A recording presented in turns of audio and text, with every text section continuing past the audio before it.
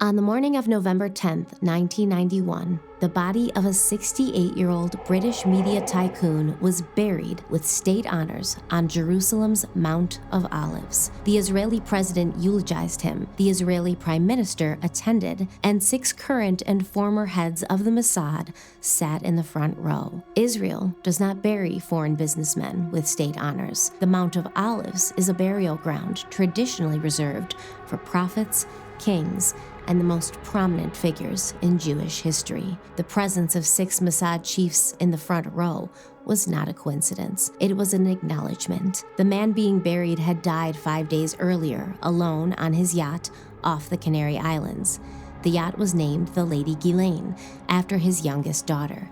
His name was Robert Maxwell, and his daughter was about to introduce Jeffrey Epstein to everyone Robert Maxwell had ever known. What was Jeffrey Epstein doing with that prized Rolodex? Who was he writing grants to? Why was he having geneticists at Harvard culturing his stem cells with a proposal to edit them with CRISPR? Why was he having conversations with people about a plan he had for Zorro Ranch, a plan to use it for a breeding ranch for human women? He called it a baby ranch. In part 1, we showed you what happened at Zorro Ranch, the trafficking, the political families who I believe protected Epstein, the federal prosecutor who was Epstein's personal attorney before he took the oath of office, the investigations that were opened and quietly closed for 30 years. But the question we left you with at the end of part 1 was a different question. Not who let this happen, but why was it happening at all? What was this place, Zorro Ranch, actually for? This is the story of what Jeffrey Epstein was actually trying to build in central New Mexico with the network Robert Maxwell's daughter handed him, and why the place he chose to build it was the same place Robert Maxwell had spent the 1980s allegedly running intelligence operations in the same national labs that Jeffrey Epstein wanted to be in close proximity to.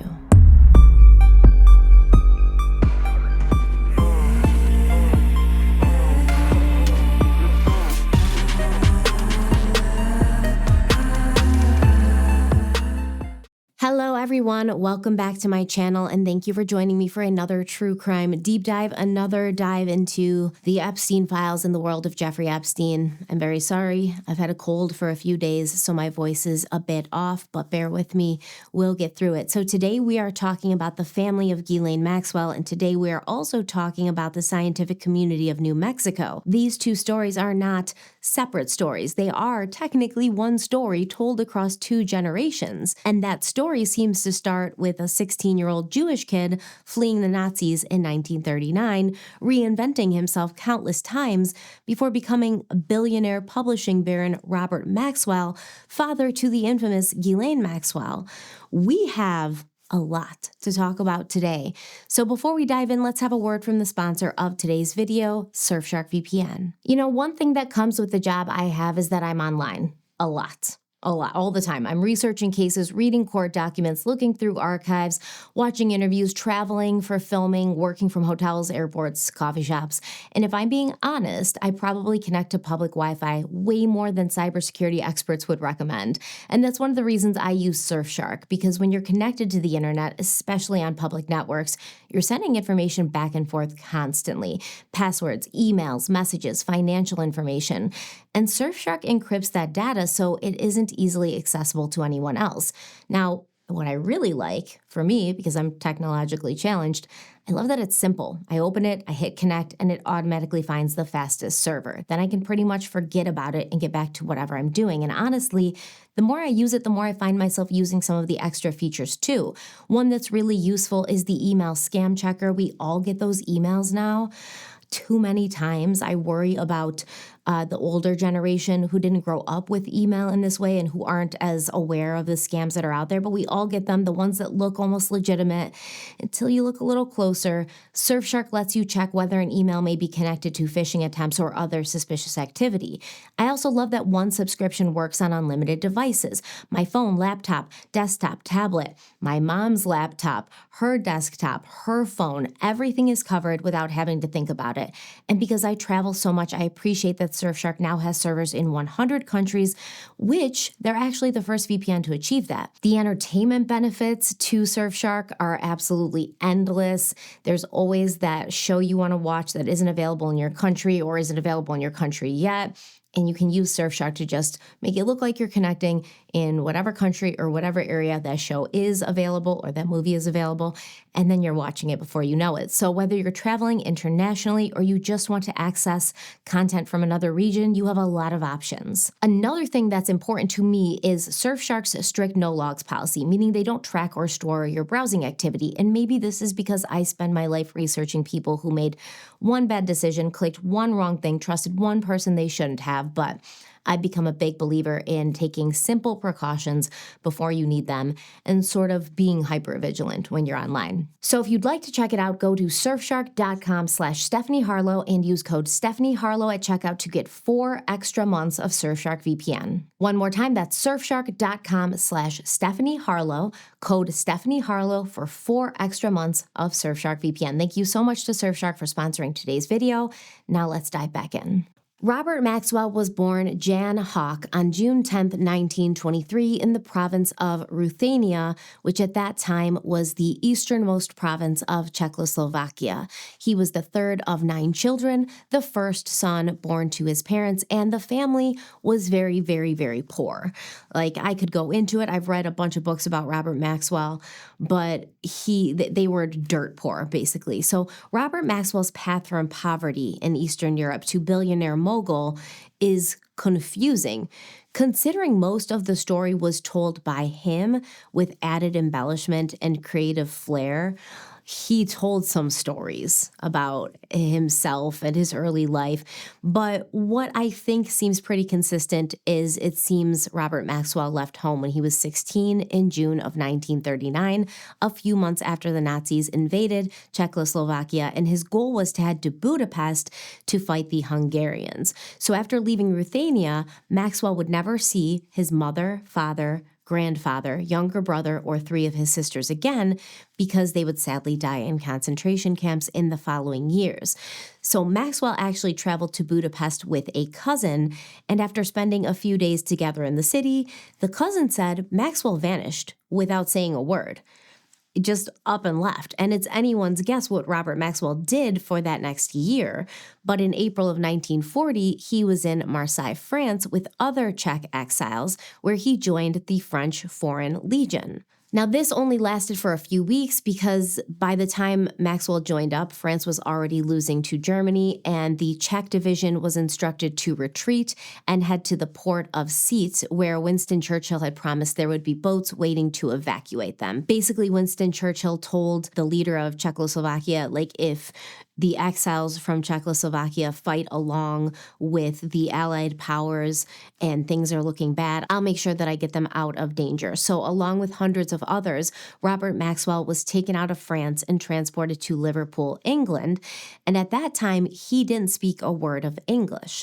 On October 9th, 1940, Maxwell joined the Auxiliary Military Pioneer Corps. That's the only British unit that was open to foreigners, and he was sent to South Wales, where he didn't do any fighting, but he did change his name to Ivan de Maurier. He thought it sounded more British. Ultimately, people thought he was French, but he would change his name and his personality several more times over the next few years before settling on Robert Maxwell and then never talking about his Jewish heritage again. So over the next few years, Maxwell moved up in military ranks, and that's kind of a story that doesn't really make sense. Like, how did he move up in military ranks? Well, it seemed he was having an affair with a married woman who he said was significantly older than him, but he was desperately in love with her, and she introduced him to somebody pretty high up in the military, and that man helped Robert Maxwell kind of move up in the ranks. But once again, it doesn't make a lot of sense. And when you're trying to figure out where the point was in Maxwell's life that he was intercepted by some sort of intelligence agency, you have to wonder if that was it, or maybe it was the year that he dropped off the map after he was in Budapest for a few days with his cousin, and then his cousin was like, I don't know, he bounced, and I don't know where he went. But once Robert Maxwell moved up, he was kind of known for being up for anything. He had a reputation. He was kind of a wild card, and he unsettled people. So one time in France, he showed up for reconnaissance duty dressed in the uniform of a German major, and everyone was like, what the hell are you doing? And he was like, I'm undercover. This disguise is going to help me get closer to enemy lines, and then if I get captured, I'll just give them like a different name. And he was actually given a different identity by the army that he was with. And that's kind of one of the ways he had another identity for a little bit. But Robert Maxwell is also known for being ruthless. In March of 1945, 2 weeks after he was presented with the Military Cross, he and his platoon were in a small German village when Maxwell executed the mayor, several soldiers, and many civilians to, in his words, send a message. And I guess his sons later talked about how they were watching movies, many, many years later, and it was a war movie, and Robert Maxwell was like, oh, I killed, a lot of men, like soldiers and civilians, not much older than you are right now. And he said this very matter-of-factly, like it didn't seem to bother him. But that same month that he is getting this, military award and he's killing a bunch of people he doesn't have to. That same month, he married Betty Maynard, who he had met at a servicemen's club in Paris just a few months prior. Apparently, Betty came from money. Betty's family didn't want her to have anything to do with Robert Maxwell, but they were in love, okay? And if you listen to Betty's words, I'm not going to get into it, but Betty and Robert Maxwell had some chemistry, okay, between the sheets. And that's why the couple would go on to have 9 children together, the youngest of which would be named Ghislaine, who was reportedly Robert Maxwell's favorite child, favorite daughter. So after the war, in July of 1946, Maxwell was put in charge of what was called the Public Relations and Information Services Controls Press Section in Berlin when he was just 23 years old. From now on, we're going to just call that PRISC because that's way too many words to say. But in that position, Maxwell had several responsibilities, and mainly he was supposed to get rid of anything Nazi-related when it came to the press, publishing, etc. So if you were a German after World War II and you wanted to put on a play, write a movie, publish a book, really do anything, write a poem, you would have to get permission from the PRISC. And this included scientific journals. So scientists and publishers who wanted to get their work out, they had to go through PRISC and Robert Maxwell. So before World War II, Germany was huge in the science venue. They were arguably the scientific center of the world, especially in physics, chemistry, mathematics, medicine, engineering, optics, and industrial research. So when people talk about the German scientific presence before World War II, they're talking about a country that had built one of the most powerful research cultures in modern history. And then, beginning in 1933, badly damaged it through Nazi ideology.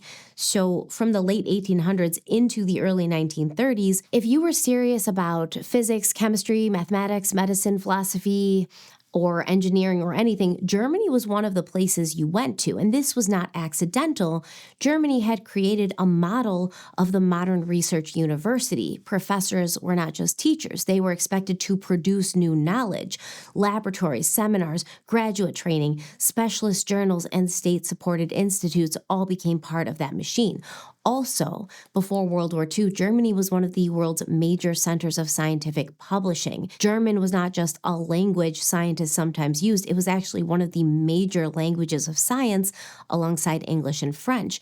In certain fields, especially chemistry, Germany was absolutely dominant for long stretches of the 19th and early 20th centuries. Scientists in Britain, France, Russia, the US, Italy, Scandinavia, and elsewhere often read German journals because that was where the major discoveries were appearing. So if you were a serious physicist, chemist, mathematician, or physician, you often needed at least reading knowledge of German. Now, before the war, if a scientist wanted to keep up with the cutting-edge research, German language journals were essential for that. During the war, German scientists didn't stop their work. They kept doing research, they kept writing it up, and a lot of this research was in areas that the Allied powers were interested in, right? Such as jet propulsion, nuclear physics, chemistry, advanced metallurgy. However, the international distribution of German scientific journals was stopped basically because it's like, okay, Nazis are in charge. We can't really help Germany continue their growth as a scientific world power. So scientists outside of Germany had not seen new German research in 6 years.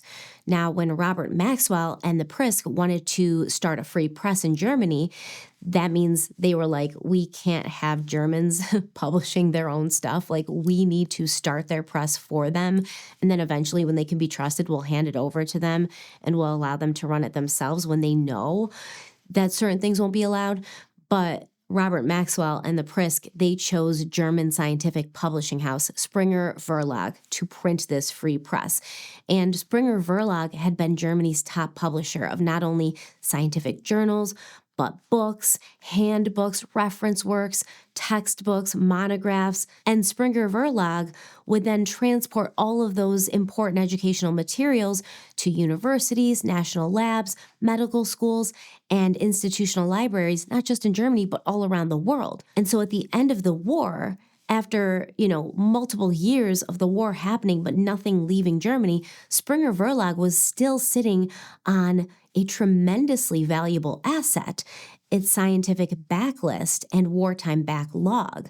So all these journals and textbooks that German scientists had been working on and publishing throughout the war were there, but Springer Verlag couldn't do anything with it. For years, British and American scientists, universities, libraries, engineers, doctors, chemists, and industrial researchers had been cut off from German scientific publishing. German science had been one of the most important scientific traditions in the world before the war. So obviously, people in these Western countries like the United States and England in the academic field, they were eager to catch up on what had been published, delayed, stored, or inaccessible since 1939. So while politically everyone was like, we can't read anything that German scientists are publishing, in reality, behind the scenes, the people who are involved in science and medicine and technology and research, they were like, God, we want those German journals so bad. Now, Robert Maxwell, he knew how to sense where there was a hole that he could fill. And he'd been trying to figure out a way to make his fortune since he was old enough to realize he was poor. He saw a gold mine here. So Ferdinand Springer, the owner of Springer Verlag, had this major stockpile of scientific books and journals stored roughly 100 miles from Berlin, which made these journals and stuff safe from the Allied bombing. But Springer was a German publisher who lived and ran his business in, at that time, occupied Germany, occupied by the Allies. So he couldn't simply ship crates of these journals overseas. He couldn't charge American universities and collect foreign currency like it was business as usual, like it was before the war, because all of that stuff, exports, currency, publishing, information, that was all controlled by Robert Maxwell. But at that time, Robert Maxwell, who's just 23, he's allegedly British, even though he's not. He's multilingual, and he is moving comfortably through the ruins of post-war Berlin because he's got a position where no one's questioning him. So Robert Maxwell in 1947 cut a deal, and this would mean that Springer Verlag kept Germany, so anything that was sold within Germany, which wasn't much because Germany was broke at this time, right? Well, anything that was sold in Germany, Springer Verlag would keep. So basically, Robert Maxwell made a deal with Springer Verlag, and he was like, let's sell these journals. Let's get them back out into the world. But it wasn't a good deal because Robert Maxwell was going to keep all the profits that were coming from outside of Germany. And Springer Verlag was going to be able to keep the profits from inside of Germany. But that wasn't much because at that time, Germany was absolutely broke, right? And they couldn't do much. They didn't have a lot of freedom.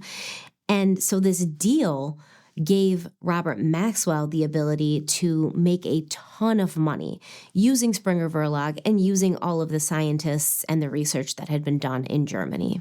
And Robert Maxwell did this through his British publishing company, EPPAC. That company became the exclusive distributor for Springer Verlag outside of Germany. Springer got a route back into the world, technically, but Maxwell got the world. And it was a brilliant piece of opportunism, if we're being honest. Maxwell physically moved himself hundreds of tons of Springer books and journals out of Germany and into London, and then he sold that material into the hungry British and American academic markets. Scientists were so desperate to know what they had missed during the war. Universities needed to rebuild their libraries. Industry wanted access to German technical research, and Robert Maxwell stood in the middle, collecting all the money through his new company. We're going to talk about that. Now, it's important to know that at the time Robert Maxwell made this arrangement, he didn't have some already functioning seasoned company in England. The business, the EPPAC, it was created to make this deal happen. And so where did a 23-year-old working in post-war Berlin get the kind of money to make this possible? Well, according to former British intelligence officer Desmond Bristow, the capital for the new business came from MI6, the UK's secret intelligence service.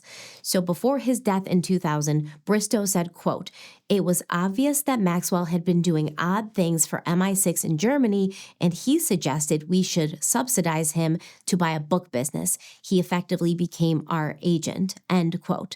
Bristow also said that he was not aware of any other instance in which MI6 had purchased a business for anyone.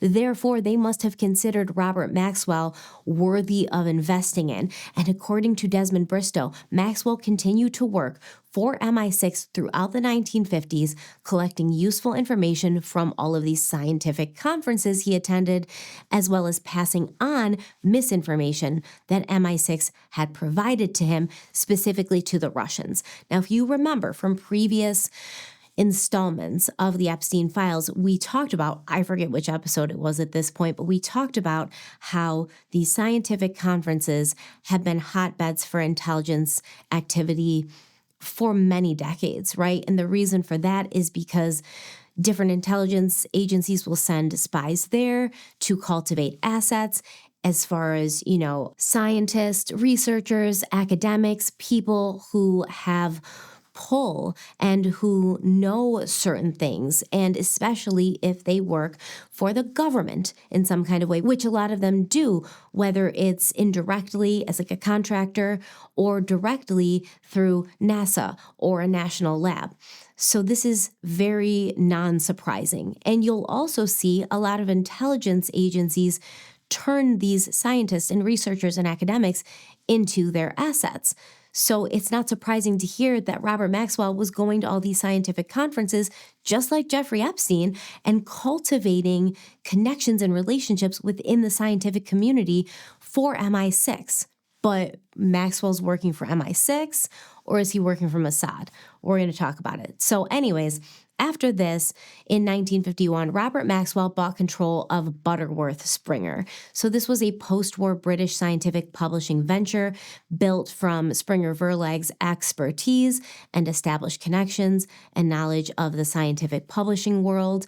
It was kind of like a German-British hybrid business. So Robert Maxwell bought it, and then he renamed it Pergamon Press. And then, after buying Pergamon Press, Robert Maxwell was no longer a middleman. He was now a publisher. So this meant he controlled the product itself. He was no longer relying on Springer Verlag and their backlog of World War II research and journals to sell a product. Now he'd already built a reputation as being somebody who had legitimate scientific journals. Now he's a publisher. Now he can create new journals. He can own the copyrights. He can own the publishing rights. He can set the subscription prices, and then he can build a catalog that becomes harder and harder for universities and libraries to ignore. What I'm saying is you could confidently argue that Robert Maxwell changed the landscape of scientific publishing, because older scientific publishing was often slower. It was more kind of society driven. So a professional society might decide there was enough work in a field to support a journal, and then they would partner with a publisher or they would manage it itself. But Robert Maxwell flipped that. He looked at sciences, I guess, as a rapidly expanding map, but also as an opportunity to make money and to control the narrative of what the world was reading when it came to science and research.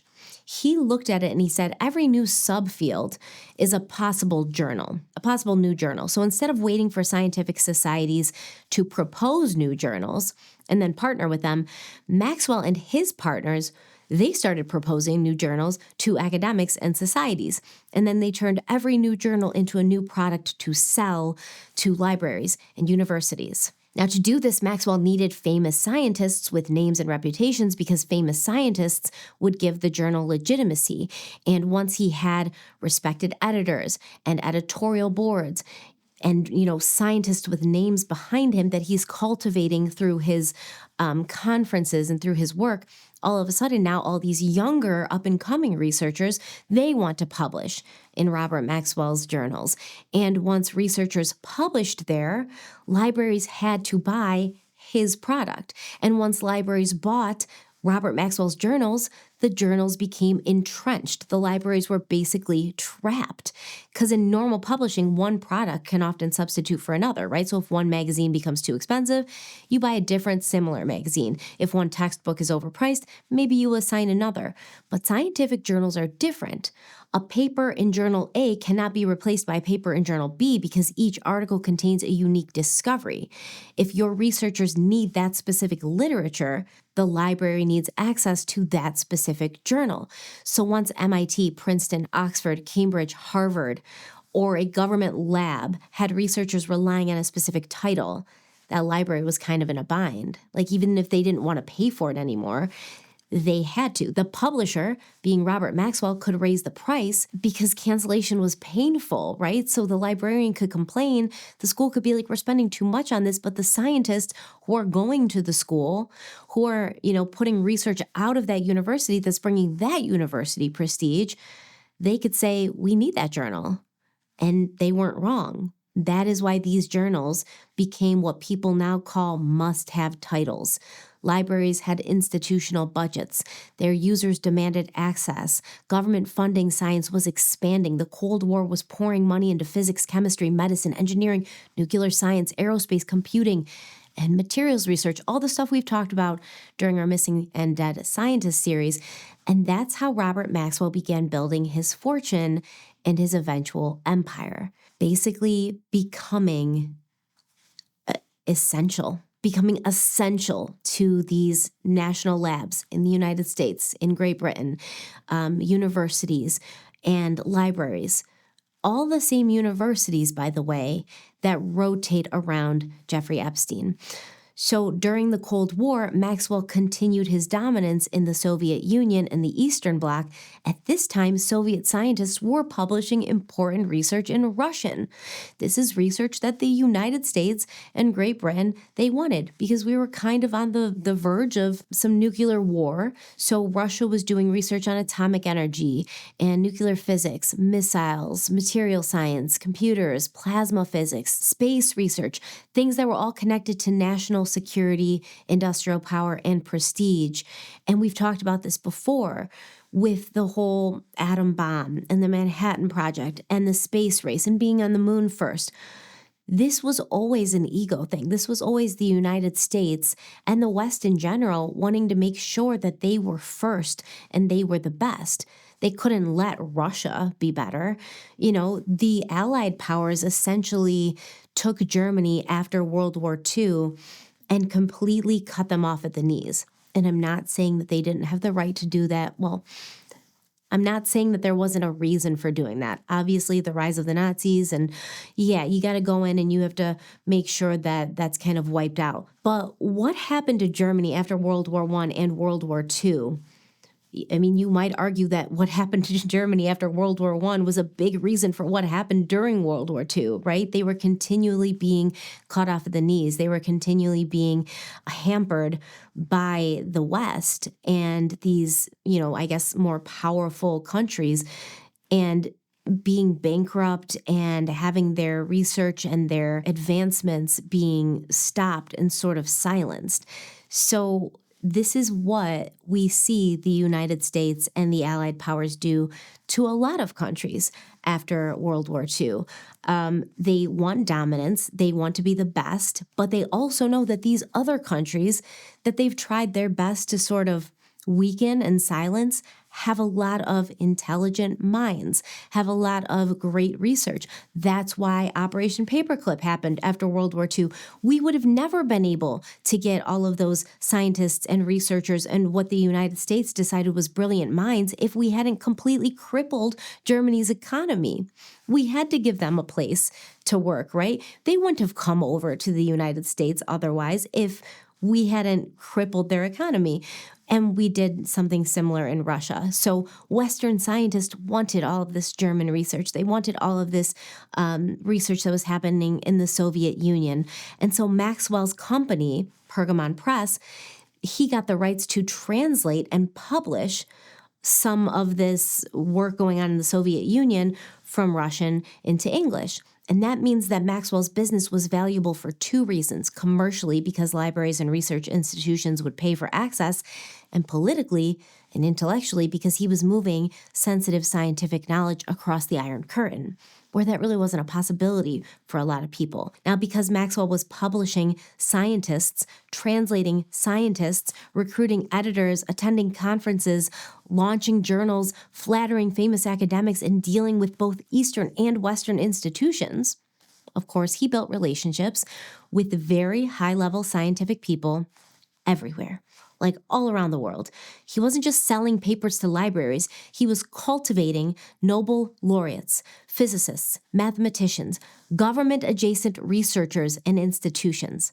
And that matters because the people who worked at Los Alamos and Sandia, the people who built and created the Santa Fe Institute that we talked about, where Jeffrey Epstein wanted to be in New Mexico because he wanted to be close to the Santa Fe Institute, all of those people lived in exactly that world. Elite physics, interdisciplinary science, national lab adjacent research, big ideas, big donors, intellectual prestige, scientific journals, doing stuff so it can be published. There's a documented claim from Ghislaine Maxwell herself in a 2025 DOJ interview transcript. She said her father's business went from Springer Verlag into Pergamon Press, that it was the scientific journal's business, and that many major scientific discoveries were coming from the Eastern Bloc. She then connected that history to the family's relationship with the Santa Fe Institute and said that in 1991, she introduced Jeffrey Epstein to Murray Gell-Mann at the Santa Fe Institute.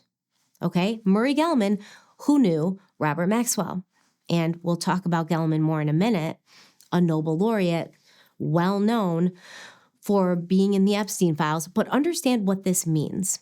It means Epstein did not enter that scientific, academic, government research world as a cold caller, knocking on a door and hoping to be given a conversation or hoping to be even given a chance to have a conversation, much less get let in.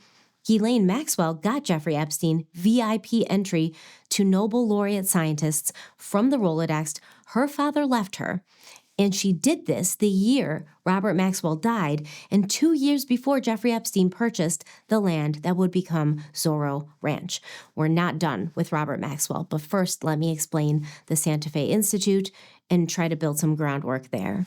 The Santa Fe Institute was co-founded in 1984 by a group of scientists heavily connected to Los Alamos National Laboratory. In fact, many of its founders were senior fellows at Los Alamos, including Murray Gell-Mann, who was a Nobel Prize-winning physicist. The Santa Fe Institute grew out of the Los Alamos scientific world, becoming a landing place, a meeting ground, and an intellectual side channel for scientists from Los Alamos, Sandia, and the broader national lab ecosystem, especially as Cold War weapons work declined and scientists looked for new, less classified, more interdisciplinary problems to solve. So basically, the Cold War brings a lot of growth in the scientific world when it comes to the United States. And all of these labs are springing up, and they need a place to make weapons, and they need a place to make better weapons. And it's all very classified, and it's all very secretive, and it's for government and military purposes. And when that's sort of winding down, even though it really didn't, if we're being honest, it really didn't. They just pretended it did, and they took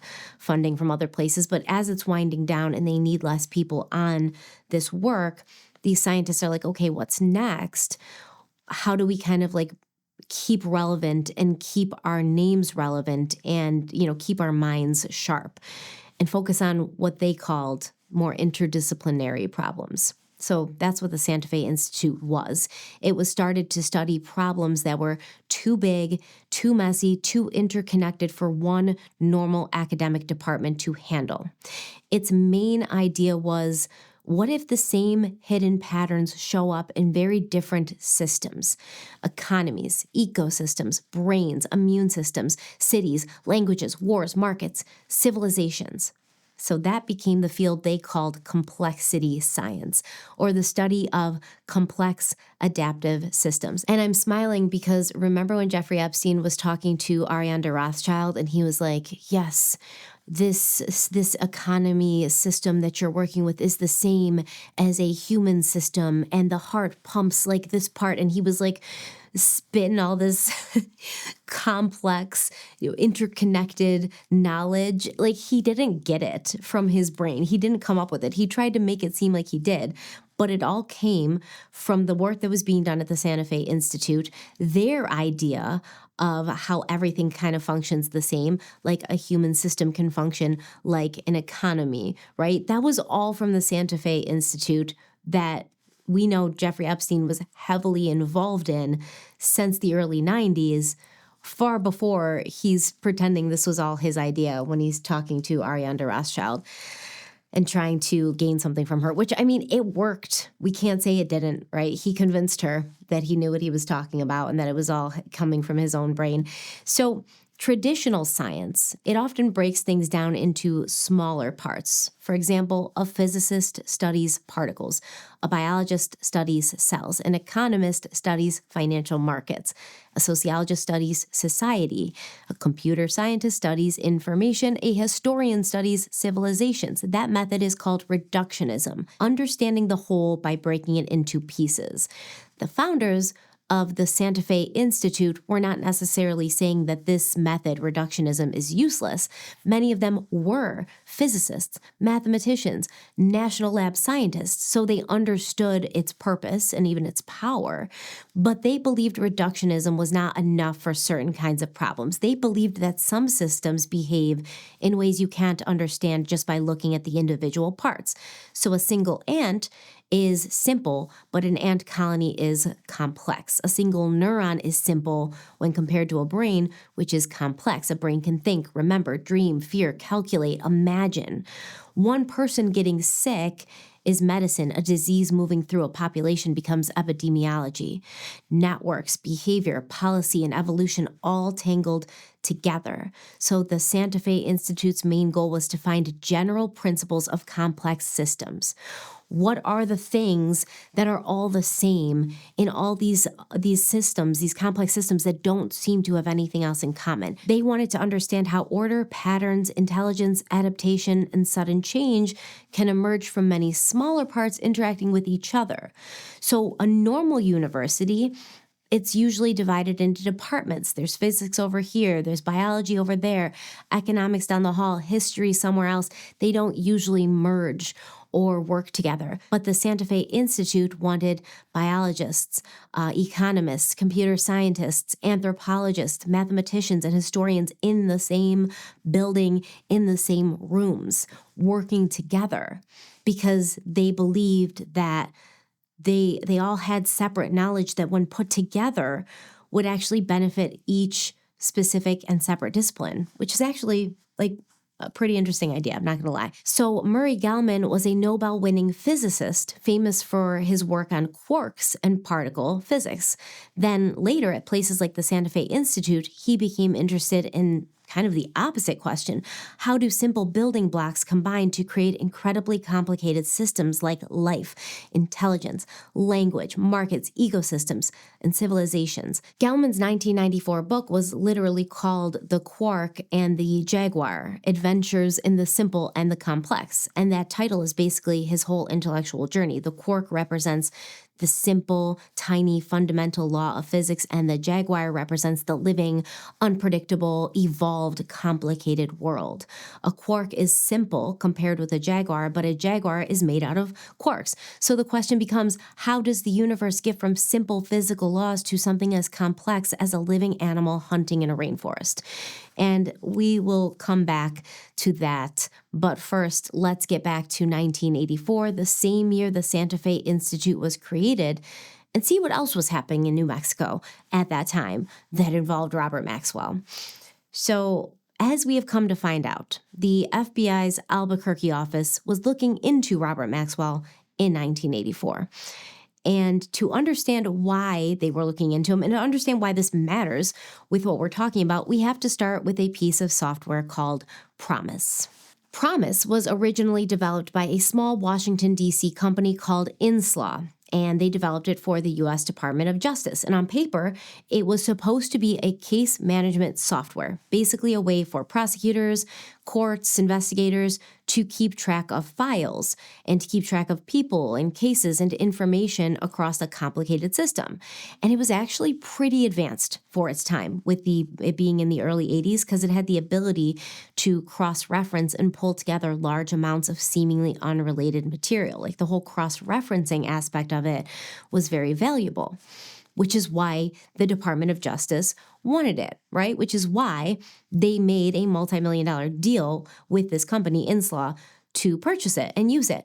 But Inslaw later claimed that the government stole the software, they modified it, and they allowed other countries and intelligence agencies to use the software for means that it was not intended for. And according to the more explosive version of the allegations, Promise wasn't just being sold as its ordinary software. It may have been used as a kind of electronic Trojan horse, meaning that an agency or a company or some government department would install it because it helped them organize their files and cross-reference things, and it made their jobs and their lives easier. But hidden inside of this modified Promise, or secretly modified around the software, there could allegedly be a way for someone else to access or monitor the information being entered into the system. Kind of like an earlier rough version of Pegasus, which we've talked about in the Missing and Dead Scientists series. Pegasus is the Israeli spyware that now, with technology being what it is, we don't have to sell somebody like a compact disc and have them put in their computer for the spyware to be installed. They now have like a zero-click exploit system, so you really don't have to do anything. You don't have to do anything for this to be installed onto your phone or computer. But this was the 80s, so this was a very rough and early version of that spyware.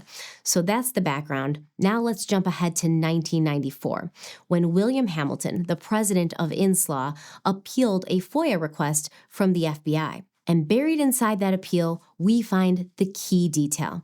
The FBI's Albuquerque, New Mexico office was listed as the office of origin for an investigation of Robert Maxwell and Pergamon International, remember, his publishing company. The investigation was for the decimation, marketing, or sale of computer software systems, quote, including but not limited to the Promise computer software product. End quote.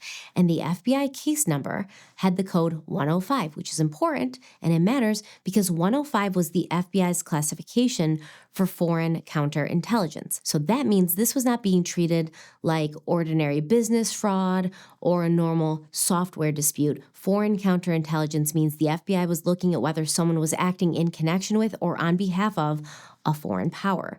And the location matters just as much as the classification because Albuquerque, as we know, is where Sandia National Laboratories is located. And Sandia is not just any lab. It's one of the major U.S. nuclear weapons laboratories alongside Los Alamos and Lawrence Livermore. So Sandia works on the engineering, safety, reliability, and systems surrounding America's nuclear arsenal. And according to the released material described by Hamilton, the president of INSLAW, 2 Sandia employees came forward with concerns, and they told the FBI that a company called Information on Demand had been purchased by Robert Maxwell, the owner of Pergamon International. Now, Information on Demand is important. Remember that. Remember that name. Information on Demand was a Berkeley-based information services company. It had access to hundreds of computer databases: science, technology, medical, business, legal, government, and other research systems. In other words, Maxwell, through Pergamon, had not just bought a random little company, he had bought a company that knew how to retrieve information from a huge number of American database systems. The file also says the Sandia employees had learned about this through the NSA, the National Security Agency. Now that's important because it suggests that the concern may have started at the intelligence level before it even reached the FBI. So Robert Maxwell, a British media and publishing magnate with long-standing intelligence rumors around him, bought an American information services company with access to hundreds of American major databases.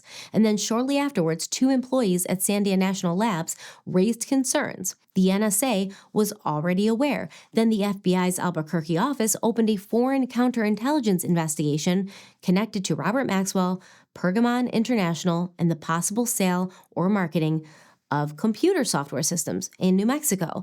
And INSLAW's argument was that the software in question was probably their Promise software. Now, that's not fully proven in the released material because the most important details were redacted. But INSLAW believed the redactions were protecting the real story: who bought the software, when they bought it, what cost they bought it for, who at Pergamon was involved, what the software was used for, and whether the product was actually Promise. So the FBI did not merely black out random background information. According to INSLAW, the still hidden details included the names of the New Mexico buyers, the dates of the sales, the people involved, the dollar amounts, the application area, the software vendor, and the name of the software itself. So in plain English, the missing information is exactly the information you would need to prove whether Maxwell, Robert Maxwell, through Pergamon, through Information on Demand, sold Promise or Promise-related software, which means Promise but upgraded or changed, whether he sold that into a sensitive U.S. defense environment in New Mexico in the 80s. And then there's another strange layer. 2 pages of the FBI release had apparently been fully declassified in December of 1992, but right before the FBI released the material to INSLAW and its owner or its president, William Hamilton, in January of 1994, those same pages that had been completely declassified were reclassified and then also re-redacted. So INSLAW and the president, Hamilton, they were like, it's pretty obvious what happened here, right? They argued that this happened after the FOIA request was moved away from the original FOIA specialist and then up to a section chief at the FBI. So basically, Hamilton and INSLAW's implication was someone higher up looked at what was about to go out. They realized it revealed too much, and they pulled parts of it, important parts of it, back at the last minute. There's also 2 additional threads in the same file. First, the FBI had apparently investigated Robert Maxwell much earlier than the 80s, from 1953 to 1961. During the same period when Robert Maxwell was building Pergamon Press and then expanding into scientific publishing. Now, the release does not show the full contents of that earlier investigation, but it confirms that such an investigation existed, that Robert Maxwell was on the radar of the FBI pretty early on. Second, in 1988, the Reagan White House requested an expedited FBI name check on Robert Maxwell. And this timing is interesting because Maxwell was then involved in buying Macmillan, a major American publisher. the same publisher that, puts out all of our textbooks in our schools. Now, that does not automatically mean Robert Maxwell was doing anything wrong, which obviously he was, okay? I think he was. Like, I'm trying to cover myself here, but the man's dead. He was doing a lot wrong. It does show that the White House wanted information on Robert Maxwell quickly, like an expedited name check. So the larger picture is this. Robert Maxwell was not just a flashy British publisher. He'd been on the radar of intelligence and law enforcement agencies for decades, and then we have somebody from MI6 being like, yeah, he'd been working with MI6 during his time in the war, and they actually bought his company for him so that he could take all of these German scientific journals and get them over to the UK and the United States. So in the 1950s, the FBI had a file on him while he was building Pergamon. In the 1980s, Reagan's White House requested an expedited name check. And most significantly, in 1984, the FBI's Albuquerque office opened a foreign counterintelligence investigation connected to Robert Maxwell, Pergamon International, computer software, and New Mexico, a state containing some of the most sensitive nuclear weapons facilities in the United States. Now listen, there's a lot of reasons why during the 1980s you would see other foreign entities wanting to know what was happening in the United States, especially at their national labs. First of all, the 80s were some of the most intense years of the Cold War. So a lot of people, especially like the Soviet Union, wanted to know, like, what's America doing? Also, you have Reagan's Star Wars, which basically he's like, we're doing a push here on, space travel and finding technology that is going to intercept missiles. You also have a huge push in like computing, right? You have the rise of the supercomputer and all sorts of technology happening. But when it comes to other intelligence agencies outside of the Soviet Union and China, the more likely kind of suspects you would see trying to figure out through intelligence agencies what the United States was doing. When it comes to someone like Israel, who technically at that time was an ally to the United States, but that doesn't mean that they're not going to still be trying to figure out what we're doing, because at that time, Israel really heavily depended on the United States for a lot. They depended on us quite a bit for military protection, also for technology. And even though Israel was technically an ally to the United States, that didn't mean that they trusted us. That didn't mean that they thought we were being transparent with them about everything. So understand, there was a lot of entities who at that time would be curious about what was happening in the United States' national labs, especially in New Mexico with Sandia and Los Alamos, and they would be trying to figure out ways using technology that was available to them for the first time ever, really, in the history of the world, to figure that out without having to ask and be lied to, without having to have the United States know that they were even curious about it. The question is, why did Robert Maxwell's purchase of information on demand concern Sandia employees, the NSA, and the FBI's Foreign Counterintelligence Division? And why were the most important details still being hidden years later, right? Decades later. So let's look at the timeline in 1982. The United States Department of Justice signed a contract with Inslaw to deploy their software, Promise, at U.S. attorneys' offices around the country. This was a 3-year, $9.6 million contract, and that contract was by far Inslaw's largest single source of revenue. In fact, the owner of Inslaw, William Hamilton, would later admit that his company's survival was directly tied to the government contract going through and maintaining.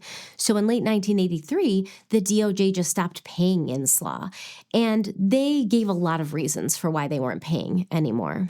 They claimed it was because the original Promise software was developed with funding from something called the Law Enforcement Assistance Administration. This was a federal agency that used federal grant money, but that agency was abolished in 1982. And at that time, Inslaw used money from private investment sources and from William Hamilton's own pocket to develop an enhanced version of the Promise software. And this dramatically expanded and improved Promise's capabilities. So the enhanced version was actually what added the new database capabilities, the hardware portability, multi-jurisdictional cross-referencing, and the pattern detection features that made Promise really cutting edge and also really valuable for intelligence work. And the 1982 DOJ contract was specifically for that enhanced version that had been created without federal money. And so the DOJ seemed to understand in that original contract, yes, we know that you made this new version with your own money, so it's not going to be considered part of what the government already owns because you made this enhanced version with the features that we need and that appeal to us with your own money and like private revenue. But then in 1983, suddenly the DOJ was like, actually, we changed our mind and we've decided that all versions of Promise are now in the public domain. And this 100% contradicted the language of the contract that the DOJ had just signed the year before. Really shady behavior on behalf of the government. And on those grounds, the DOJ stopped payments to Inslaw. And eventually, they started selling the Promise software that they had signed a contract with Inslaw, to like everybody. They distributed Promise to other agencies without paying Inslaw any additional licensing fees or asking their permission or even telling them. And so by the end of 1984, the DOJ was withholding approximately $1.6 million in payments that were due to Inslaw. And by February of 1985, Inslaw was forced to file for bankruptcy when they could no longer make payroll or afford their business expenses. So the owner and president, William Hamilton, his position was that the bankruptcy had been the DOJ's specific goal, right? Like that is what they planned the whole time. Even when they signed the contract, they were planning to force Inslaw out of business. And then after that, the DOJ could use Promise without paying Inslaw. And they could control the distribution of it to whomever they pleased. The bankruptcy came a year after the FBI in Albuquerque opened an investigation into Robert Maxwell for the sale of computer systems, which included Promise. Keep in mind. So in 1987, Inslaw lost its battle with the DOJ, and so they filed a lawsuit against the U.S. government in federal bankruptcy court for theft of the Promise software. A lawsuit that was absolutely warranted, okay? The DOJ definitely stole that software.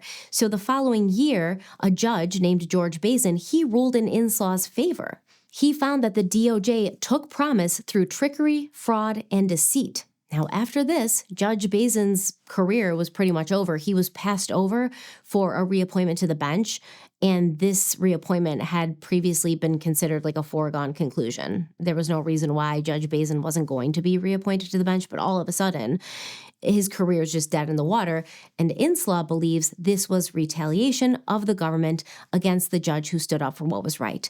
I agree. So in 1989, a federal district court actually upheld Judge Bazin's ruling, but the DOJ appealed. In 1990, the U.S. Court of Appeals overturned that lower court's ruling on jurisdictional grounds. They weren't saying that Inslaw's underlying allegations were wrong. They weren't saying that the DOJ did not steal the software. They basically said, we're overturning this and throwing it out because the bankruptcy court lacks jurisdiction. Which, let's be honest, is just a way to make this case dead. And it worked because at that point, Inslaw's case was dead in the water. So for some context, Robert Maxwell purchased Mirror Group newspapers from Reed International for about £113 million. And this purchase included the Daily Mirror. And that purchase, it made Maxwell one of the most powerful newspaper owners in Britain. So then in October of 1991, a man named Seymour Hersh published a book called The Samson Option. And this book mainly focused on the Israeli nuclear weapons program. Now understand that Seymour Hersh is not some random tinfoil hat-wearing conspiracy theorist.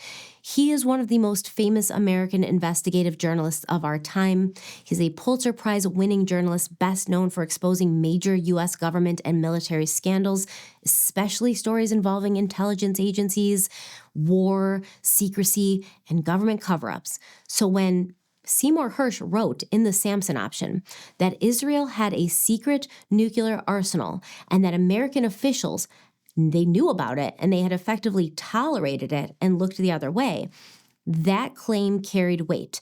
And in that same book, Seymour Hersh made claims that Robert Maxwell, the biggest publisher in Britain at that time, was a longtime Israeli intelligence asset, and that Nicholas Davies, Maxwell's foreign editor at the Daily Mirror, had links to Israeli intelligence and was involved in arms dealing activity. There's a lot going on here, guys. I promise it's all going to tie in, and it's going to blow your mind. So a later Washington Post report summarized Seymour Hersh's claims this way.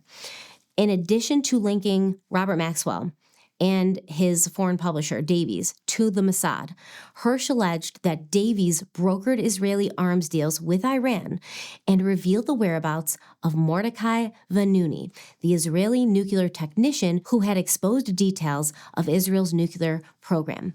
The Vanunu piece is important because Vanunu gave information about Israel's nuclear program to the Sunday Times in London, and Hersh's allegation was that Maxwell and Davies helped alert Israeli authorities to Vanunu's location or activity, contributing to the chain of events that led to Vanunu being kidnapped by Mossad, taken to Israel, tried, and imprisoned. So what happened next is very important because on October 23rd, 1991, Robert Maxwell and Nicholas Davies, they were pissed, and they filed libel lawsuits against Faber and Faber. Faber and Faber was the UK publisher of Seymour Hersh's book. So 2 days later, Maxwell and Davies filed a second libel suit against Seymour Hersh personally. So they sue his publisher, and then they sue him personally for libel and defamation. And then 13 days after filing that second lawsuit, Robert Maxwell would be dead. But we'll talk more about that later, I promise.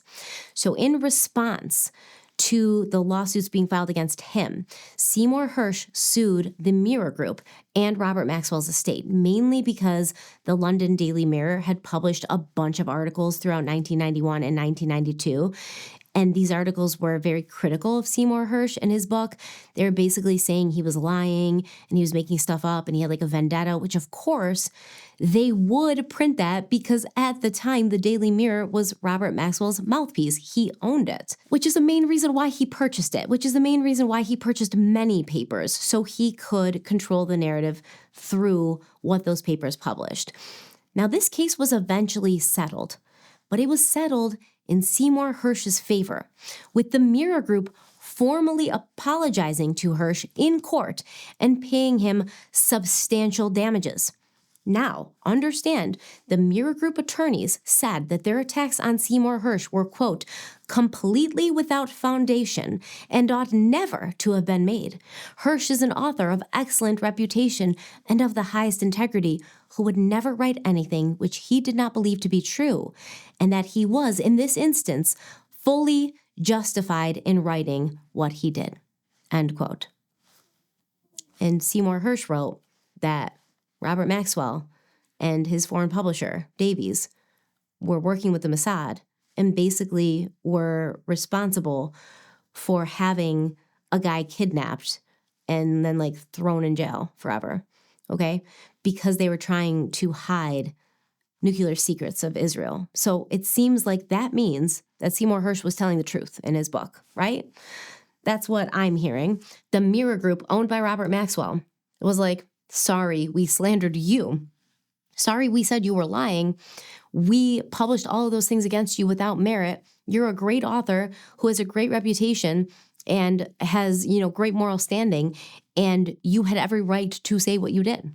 Okay, let's go back to 1990, when a freelance writer named Danny Casolaro began looking into the Promise software story.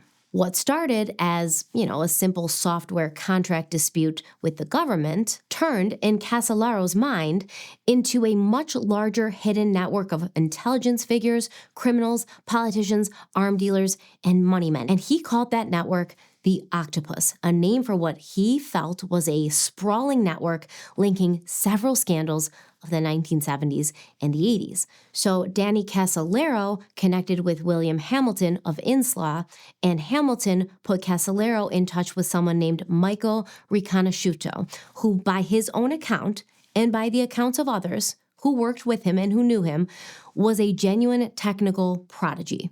So this isn't saying anything about Riconosciuto's personal life or what his motives were, but without a doubt, he was like this brilliant computer programmer.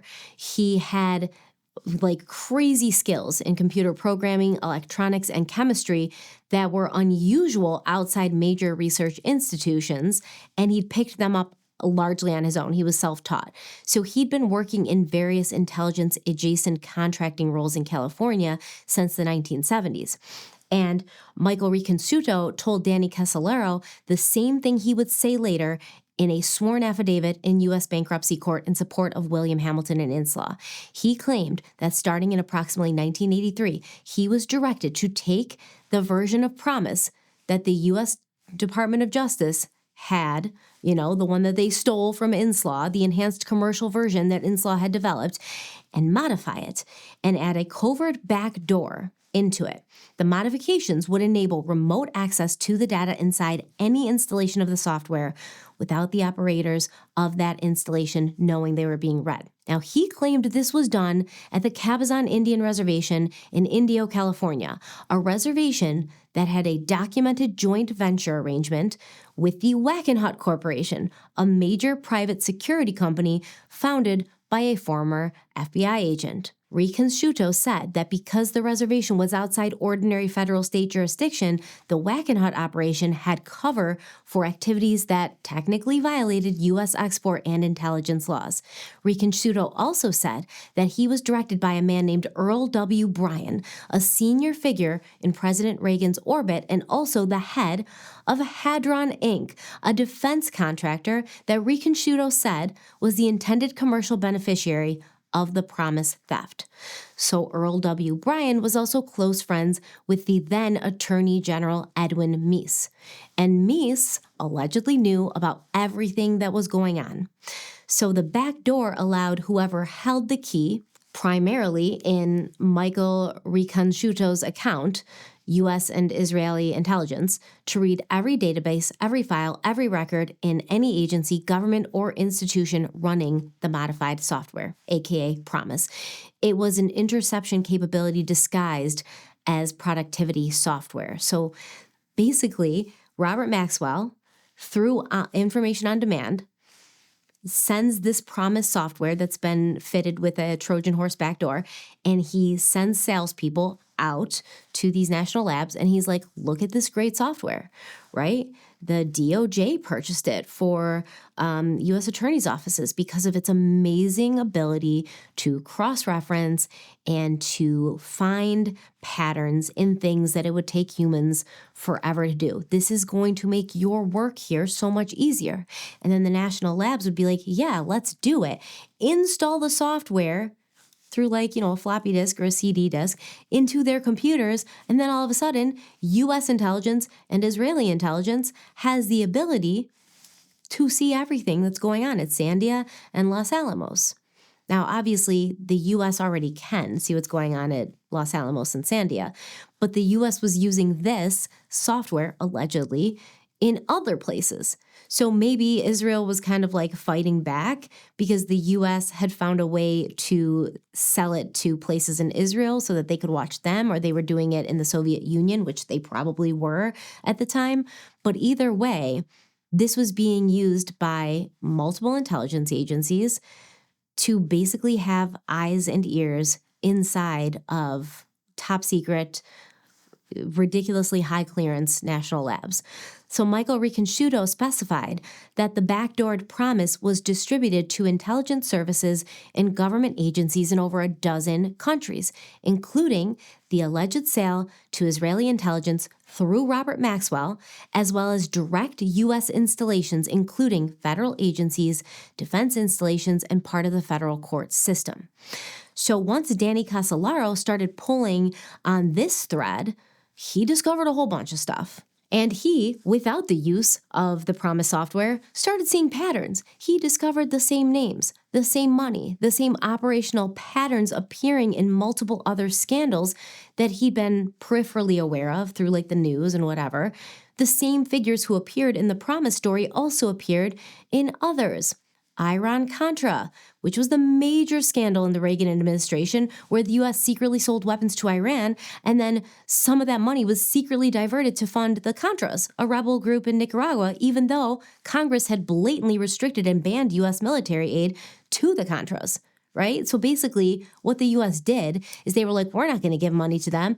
But then they sold arms, weapons to one country and then took that money so that it didn't look like it was coming directly from the United States and gave it to the Contra rebels, even though they were telling us all they weren't funding them, right? Also, the October Surprise, which was the alleged 1980 plot in which Reagan campaign officials negotiated with Iran to delay the release of American hostages until after Jimmy Carter lost the election. See, Carter was trying to negotiate the release of 52 American hostages, and Reagan's people, his administration, they were like, no, he's just doing that so he can win, which he probably was, but still.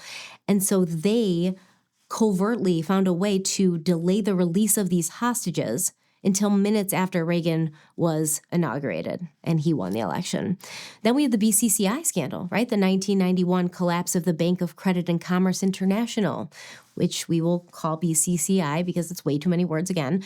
BCCI, once the world's 7th largest private bank, was shut down by international regulators, and it was dubbed the Bank of Crooks and Criminals after investigations exposed a global $20 billion criminal enterprise.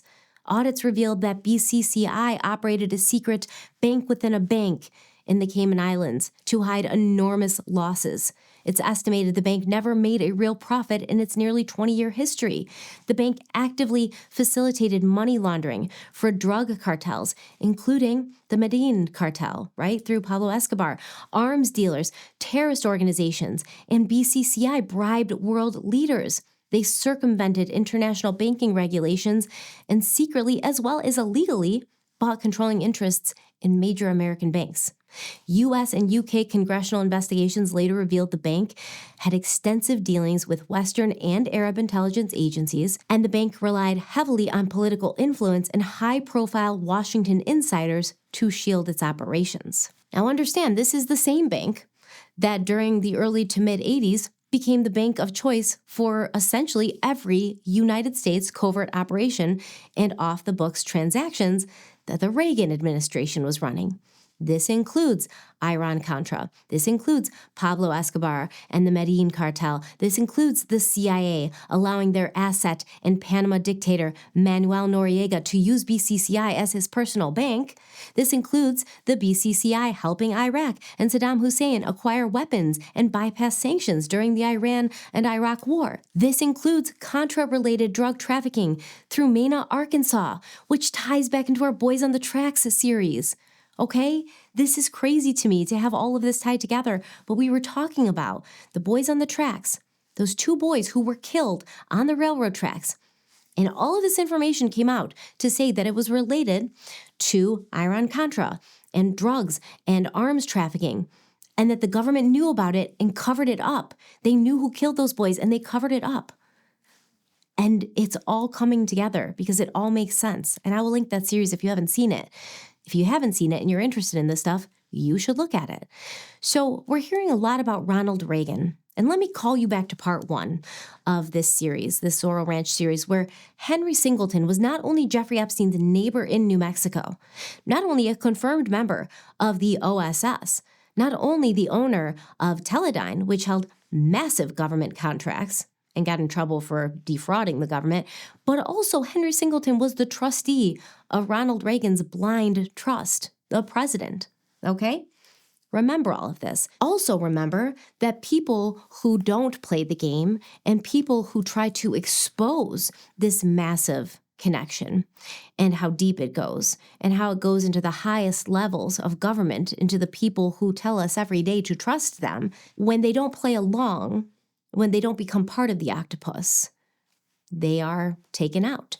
So in August of 1991, Danny Casolaro drove from his home in Virginia to a Sheraton Inn in Martinsburg, West Virginia. He had told his brother and friends that he was meeting a source because he's doing this octopus story, right? He's on to a lot of stuff. And he had also told friends repeatedly that if anything happened to him, they should not believe it was an accident.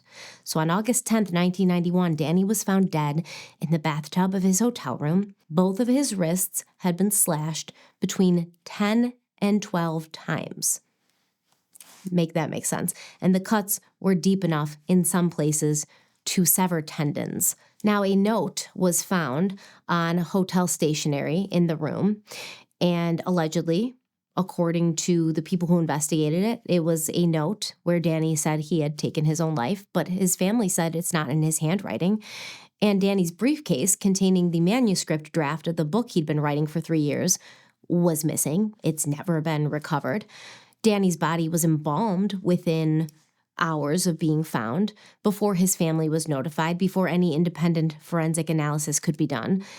The local death ruling was self-inflicted. Danny Casolaro had been investigating the octopus network in his framework that ran through the Inslaw and Promise affair, through the Iran-Contra arms deals, through the October surprise, through the BCCI banking scandal, through drug trafficking out of Central America, through the Wackenhut Corporation, through the same group of approximately 30 to 40 individuals he believed moved between government, private security, intelligence services, and organized crime. Now, 4 years later, in 1995, the former United States Attorney General, Elliot Richardson, submitted a memorandum to the Whitewater Independent Counsel, Kenneth Starr. And Elliot Richardson, in this memorandum, formally cited the existence of an FBI eyewitness who had seen a man leaving Danny Casolaro's hotel room shortly before his body was discovered. Now, Elliot Richardson was, by 1995, a lifelong critic of how the DOJ had handled the Inslaw and Promise matter, and he had been the Hamiltons' attorney for years. So he was the United States Attorney General, and he kind of saw inside the whole process, and he was like, yeah, I don't like what happened here between the DOJ and Inslaw. And then he became the Hamiltons' attorney, Inslaw's attorney, to fight the government.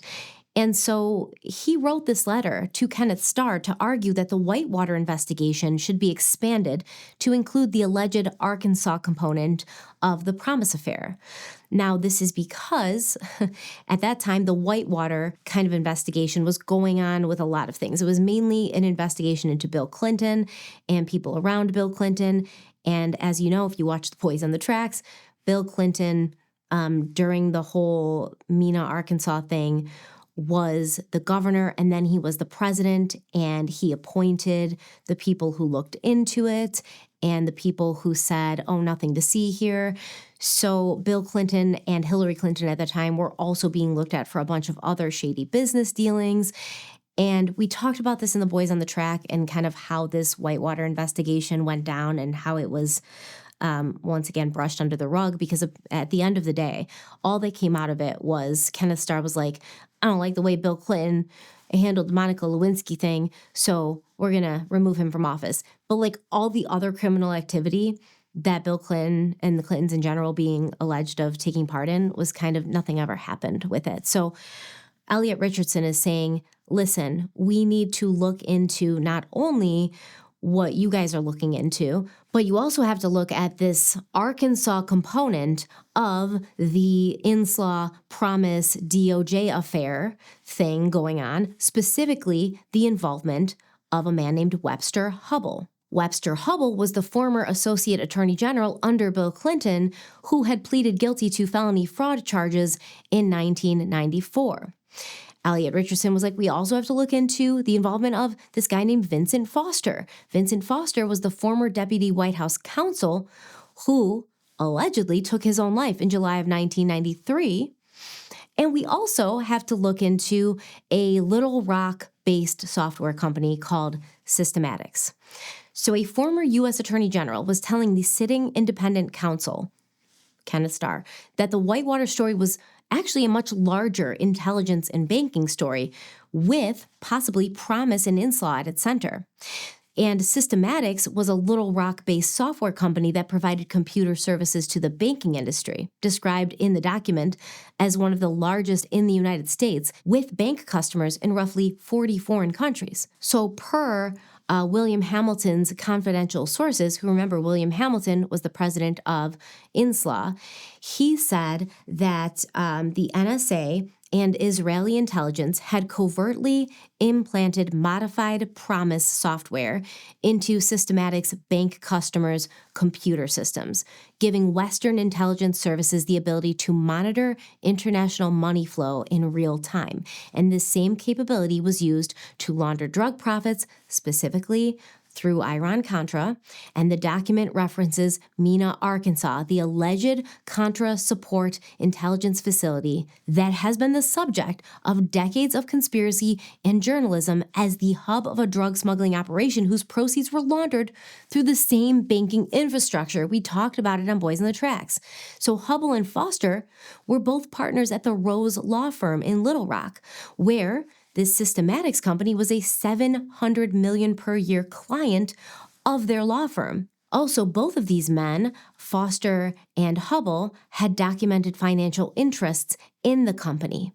And Hillary Rodham Clinton is named as having been an attorney of record for Systematics specifically. The document references a 1978 effort by the bank, BCCI, to use Systematics software to take over a Washington bank in which Hillary and Hubble represented Systematics on the deal. Okay, not only that, but it was alleged that Webster Hubble, while at the Clinton Justice Department, obstructed multiple investigations, including the U.S. Customs Service investigation into Mena, Arkansas. The Clintons' DOJ review of the Inslaw affair, which found no fault of the government, and the concealment of this FBI eyewitness who saw a man leaving Casallero's hotel room shortly before his body was found. And remember, Casallero was looking into Inslaw, Iran-Contra, BCCI, all the stuff that Webster Hubble was apparently involved in, along with also being involved heavily with the Bill Clinton administration and a law firm, along with Hillary Clinton. So remember Michael Riconosciuto, the provably brilliant tech guy who said he was instructed to put a backdoor into Promise. Now remember, I said that he filed a sworn affidavit in the U.S. bankruptcy court during William Hamilton and Inslaw's fight against the DOJ. He did. He did this in March of 1991. And within days of that filing, he said he received a call from Peter Vidnakis. I believe that's how you say his last name, Vidnakis. Either way, this is a DOJ official that Michael Riconosciuto had named in his sworn statement. Now, according to Michael's later account, Vidnakis told him that if he testified for Inslaw, and he supported Inslaw in the bankruptcy court, that Michael Riconosciuto's ex-wife would be encouraged to make accusations against him, and then federal charges would follow. Approximately 1 week after that phone call, federal agents raided Michael Riconosciuto's home in Washington state and charged him with manufacturing methamphetamine. He was convicted at trial in 1992 and sentenced to approximately 30 years in federal prison. 30 years in federal prison is a lot for a charge that I feel like, honestly, tens of thousands of people are being caught doing every single, month, year in the United States. And Michael Riconosciuto's been a federal prisoner ever since. Okay, 5 months after this, Danny Casallero is found dead in a hotel room after telling his friends and family he was going to West Virginia to meet with a source to continue his investigation into the octopus. I think we can all agree the circumstances surrounding Danny's death are weird and scream cover-up, and maybe so are the circumstances surrounding Michael Riconosciuto's sudden federal charges that land him in prison for 30 years. And then 3 months after Danny Casallero's death, Robert Maxwell, he dies at sea. Very suspicious. 2 years after that, Vincent Foster dies in a Virginia park. Okay? The document to Kenneth Starr states explicitly that in the final week of Foster's life, Inslaw had submitted a report to Hubble that, among other things, discussed several witnesses who would be willing, under certain circumstances, to come forward and give sworn testimony about the secret intelligence use of Inslaw's software in the banking industry. This was discussed in the days leading up to Foster's death. And then on the afternoon of July 20th, 1993, Foster's body was discovered by U.S. Park Police on a wooded slope in Fort Marcy Park in Virginia. He was found with a fatal gunshot wound through the mouth, and a .38 caliber revolver was recovered from his right hand. 28 years later, Jeffrey Epstein died in a federal jail cell. Allegedly, he hanged himself. This is the part that lands the hardest. The Whitewater investigation that ultimately led to Bill Clinton's impeachment over Monica Lewinsky never touched any of this. Kenneth Starr received the letter from a prior U.S. Attorney General who's got, legit backing, who worked for the U.S. government, who has a, history and a reputation and a skill in investigating these kinds of things. He received the memorandum, received the offer of the Hamiltons for questioning, because the Hamiltons and Inslaw were like, you can ask us whatever you want. You can have access to whatever you need because we've done our research into this and we have an investigation into this. Kenneth Starr received the 44 exhibits that the Inslaw people and the Hamiltons had given him and Elliot Richardson had given him. And the Whitewater probe stayed on real estate and sexual misconduct. The intelligence and banking allegations were never investigated. That's the historical record. A former attorney general handed the independent counsel a roadmap to investigate the alleged Arkansas Promise BCCI MENA Israeli intelligence operation in 1995, and the independent counsel chose not to follow it, chose not to do anything with it. Now, in 1992, a man named Ari Ben Minash published a book called Prophets of War. And he was a former Israeli intelligence officer who claimed to have direct knowledge of the Promise operation. He claimed that in the spring of 1983, months before the DOJ stopped paying Inslaw, the DOJ delivered a copy of Promise to a man named Rafi Eitan, who by 1983 was one of the most senior figures in Israeli intelligence. In 1942, Rafi Eitan was a founding member of the Shin Bet, Israel's international security service. He acted as a senior Mossad official from the 1950s on, and he personally directed the capture of Nazi Adolf Eichmann in Buenos Aires in 1960. From 1981 to 1985, Rafi Eitan was the director of the Bureau of Scientific Liaison. This was Israel's scientific and technical intelligence agency. This was the unit whose mission was specifically to obtain foreign scientific and technical intelligence for Israel. And he was the director of it during the time Promise was allegedly delivered to him by the DOJ. He was also the direct handler of Jonathan Pollard. Now, Pollard worked as a civilian analyst for the Naval Intelligence Command. He was an American man, and his job gave him access to highly classified reports, including material beyond strictly naval subjects. He wasn't a senior official. He was not a CIA director or a Pentagon chief, but he had access to a broad range of intelligence because of the way U.S. systems at that time handled classified reporting. And that is part of why the situation ended up being so serious. Pollard was not at the very top, but he could still take an enormous amount. He could still do an enormous amount of damage. So Pollard first connected with Aviam Sella, an Israeli Air Force colonel who was studying in New York at the time, and apparently Pollard reportedly offered his services to Israel, claiming that the U.S. was withholding information Israel needed for its own security. So Sella brought the offer back to Israeli officials. The operation was eventually handled through Rafi Eitan's Scientific and Technical Intelligence Agency. So what happened is Jonathan Pollard would remove classified documents from his workplace, often carrying them out in bags or briefcases. The documents were then copied or photographed by his Israeli handlers and then returned to where he took them from, or the contents were otherwise passed along. And he was paid for his information. Reports and later accounts describe, cash, jewelry, travel, promises of more money. Pollard later presented himself as motivated by loyalty to Israel and concerned that the U.S. was withholding information. So Pollard's basically saying, I was really concerned about Israel, and I didn't think that the U.S. should be lying to them and withholding things. Of course they would. Of course, Israel's withholding stuff from the U.S. Of course they would. But obviously American officials were like, no, you weren't, worried about Israel. Money and ego were your major motives. And you also tried to offer information to other countries, Jonathan Pollard, so miss us with that. Now, one of the most damaging parts, according to U.S. officials, was not only the contents of particular reports, but the exposure of sources and methods, meaning information on how the U.S. collected intelligence, what systems it had access to, what technology it had access to, what it could monitor, where its blind spots were, what it couldn't monitor. That kind of information can be devastating because it does a lot. It teaches other governments how to hide from you, number one, and it teaches them where you're weak. So Pollard's behavior eventually drew suspicion. He got too bold. He was seen removing large quantities of classified material. U.S. investigators began watching him, and then in November of 1985, he realized he was under surveillance, and so he and his then wife, Ann Pollard, they fled the country. Not really. They tried to get refuge at the Israeli embassy in Washington, D.C., and the embassy refused to shelter him. They were like, we don't know who you are.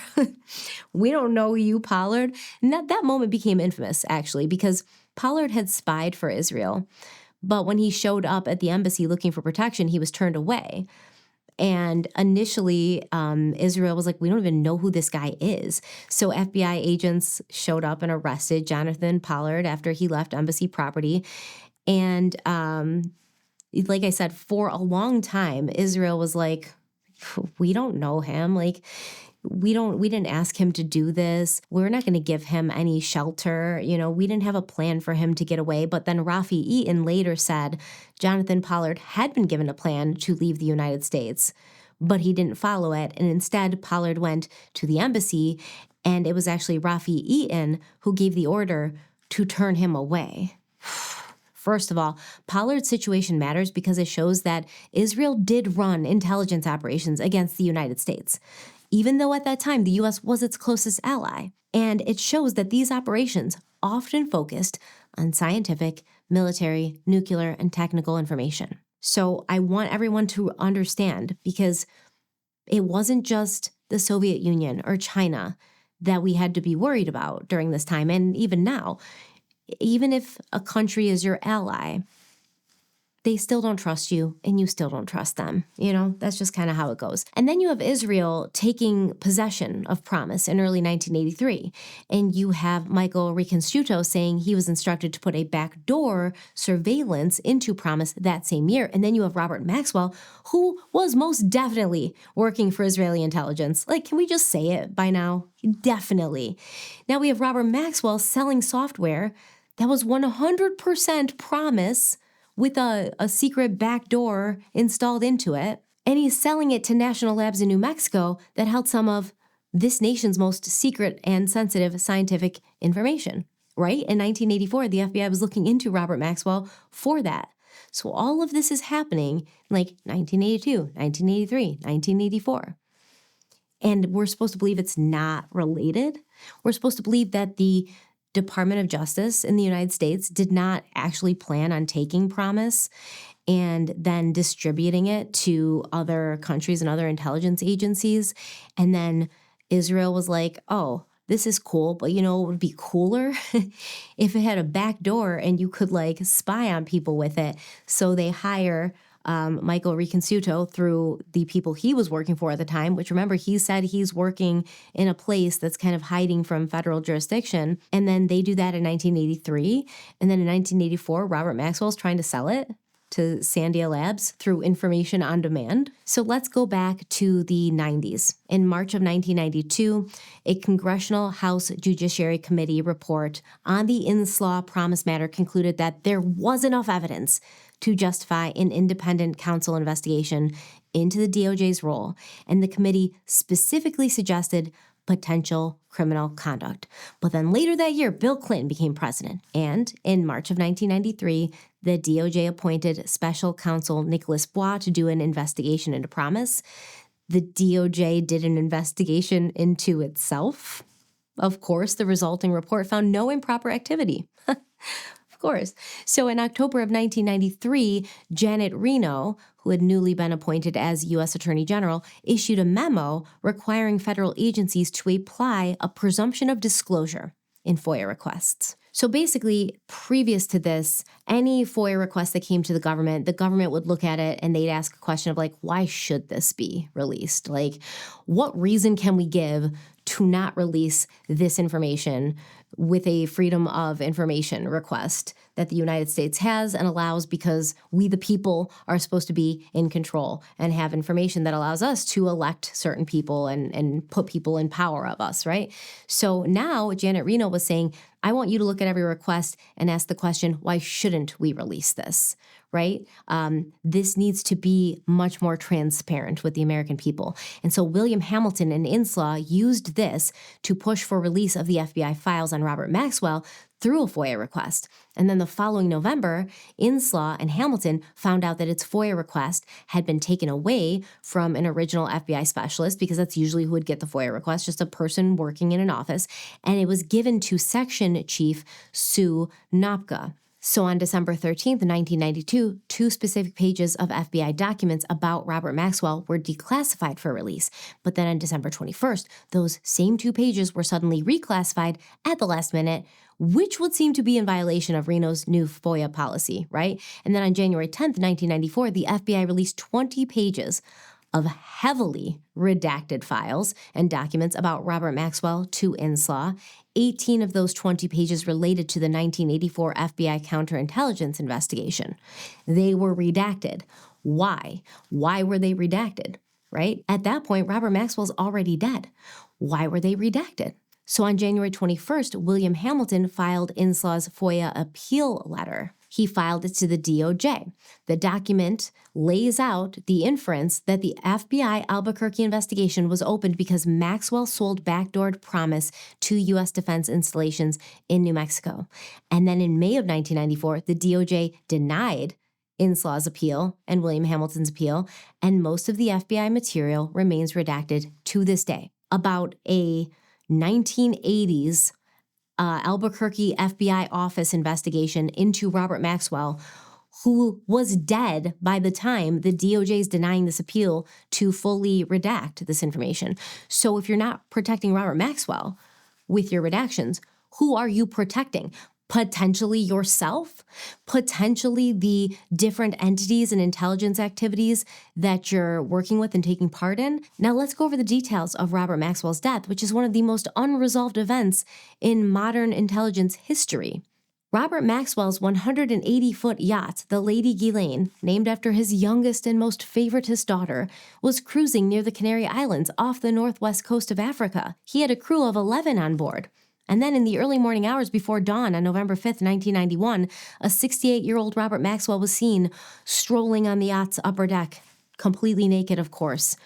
Later that day, his body was recovered 20 miles south of Gran Canaria. Spanish authorities returned an open verdict, meaning the death could have been an accident, could have been a heart attack, could be unknown. No definitive cause was ever established by the Spanish investigation. And that last point matters. The official ruling was not self-inflicted, like he did this to himself. It was also not an accident. It was that the cause could not be determined. This is unusual for someone of Robert Maxwell's prominence. The Spanish authorities effectively said, we can't tell you what happened to him. 3 autopsies were performed with 3 different verdicts. The Spanish autopsy, performed shortly after the body was recovered, concluded that Maxwell had died of a heart attack and had not drowned. The implication was a natural cause of death that occurred before he entered the water. A subsequent pathology review, commissioned later, contradicted the Spanish finding. It identified evidence consistent with drowning, suggesting Maxwell was alive when he entered the water. A third forensic review found additional inconsistencies that neither prior autopsy had explained, and multiple pathologists noted a small perforation or puncture wound on the skin below one of Maxwell's ears. The wound was not consistent with damage from impact with the water. It wasn't consistent with, marine organism activity or with normal postmortem deterioration. It was consistent with, according to them, an injection. So if Maxwell were injected with something, a fast-acting toxin, a paralyzing agent, or any number of substances that intelligence services have historically used, the entry point would look exactly like this small puncture on the neck. Pathologists have noted this for 34 years. No one has ever produced a non-injection explanation that satisfies the medical question, like for what that mark is. And then Robert Maxwell's body was also flown to Israel quickly and embalmed before independent Western forensics teams could conduct a full examination. The chain of custody on Robert Maxwell's body was effectively under Israeli control within days. So whatever the puncture wound was, the opportunity for any definite answers passed within the first week. And this is what people don't really understand, or at least most people don't seem to. Maxwell was facing a perfect storm of impending exposure when he died, and each one separately and alone would have ended him.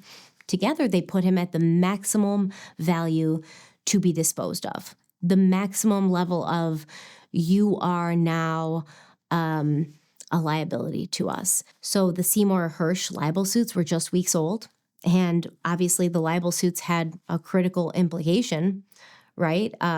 Accusing Robert Maxwell and Nicholas Davies of working with Israeli intelligence to kidnap some guy and to basically hide these nuclear arms that Israel was developing.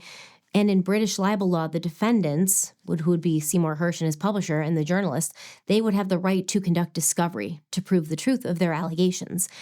And that discovery would have potentially forced disclosure of Maxwell's intelligence ties, his contacts with Israeli officials, his financial dealings with intelligence-adjacent figures, and the specific operations he had allegedly facilitated.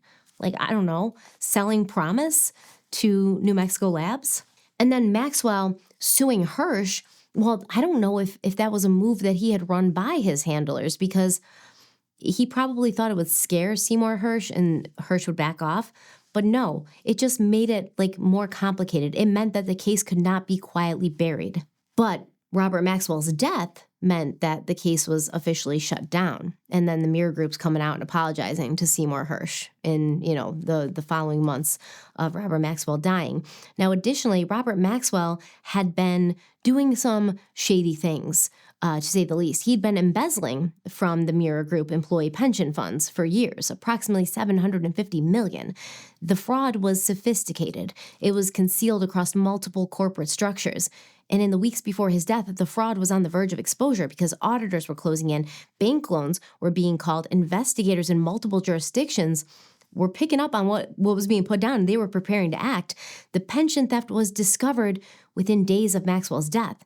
It became public in mid-November 1991.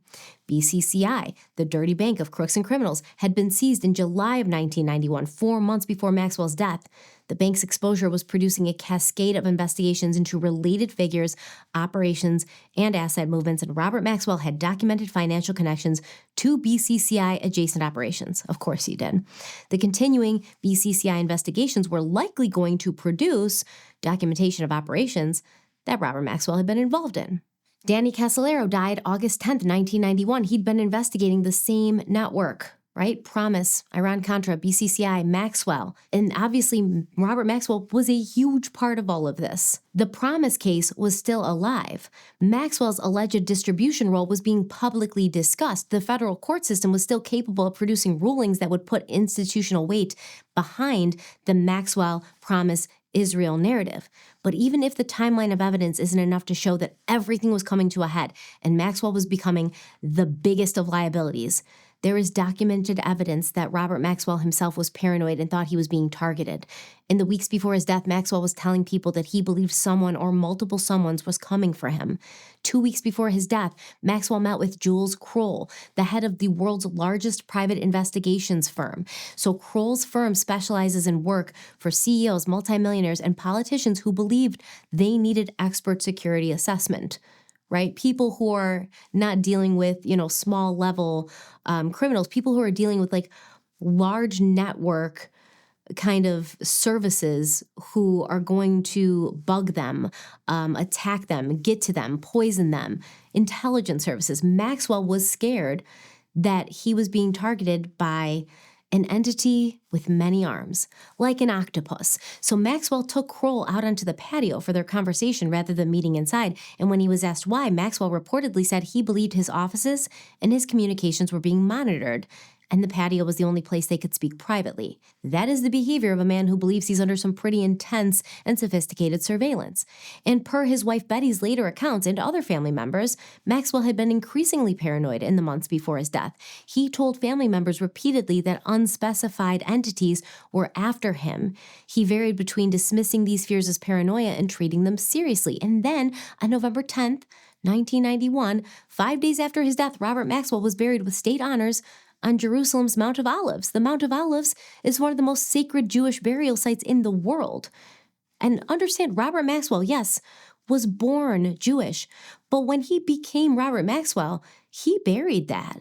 He didn't talk about it. It wasn't something he owned up to or was seemingly proud of, or maybe it was something he hid so that his connections to Israel would be less easy to discover. But the Mount of Olives traditionally has been the burial ground reserved for prophets, kings, major religious figures. Burial there is not arranged for ordinary foreign businessmen. It is a recognition of historical importance to the state of Israel.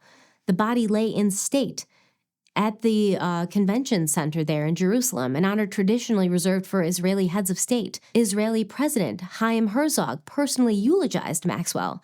Israeli Prime Minister Yitzhak Shamir attended. 6 current and former heads of the Mossad sat in the front row. Whatever Robert Maxwell knew on November 5th, 1991, he took with him. The investigations he was facing died with him. The libel suits became moot. The pension fund theft was prosecuted only against junior people. The promised distribution chain lost its central figure, and the United States Department of Justice, for 30 years afterward, continued to deny that any of the operations Robert Maxwell had been at the center of had occurred. The investigation into his own death was concluded by the Spanish authorities within weeks. It's never been reopened. And then 2 years later, Robert Maxwell's youngest daughter, the one his yacht had been named for, moved to New York and partnered with an American financier named Jeffrey Epstein. Robert Maxwell's other children have also been quietly continuing the work behind the scenes. Christine and Isabel Maxwell, born August 1950, are the twin daughters of Robert and Betty Maxwell. They are the 2 oldest Maxwell daughters, 15 years older than Ghislaine. Now, by the time their father died in 1991, they were 41 years old and already established in their professional careers, primarily in the United States and primarily in technology. Let's start with Information on Demand, the company that Robert Maxwell used to sell promised software to Sandia National Lab, allegedly. Robert Maxwell purchased Information on Demand from founder Sue Rugg through Pergamon Group in 1982. The company was based in Berkeley, California. Information on Demand was. By the time the FBI's Albuquerque field office opened its foreign counterintelligence investigation of Maxwell in June of 1984, Information on Demand had been a Maxwell asset for 2 years. Christine Maxwell became CEO of Information on Demand in 1985, the year after the FBI investigation into Information on Demand was shut down, and she ran it through 1991.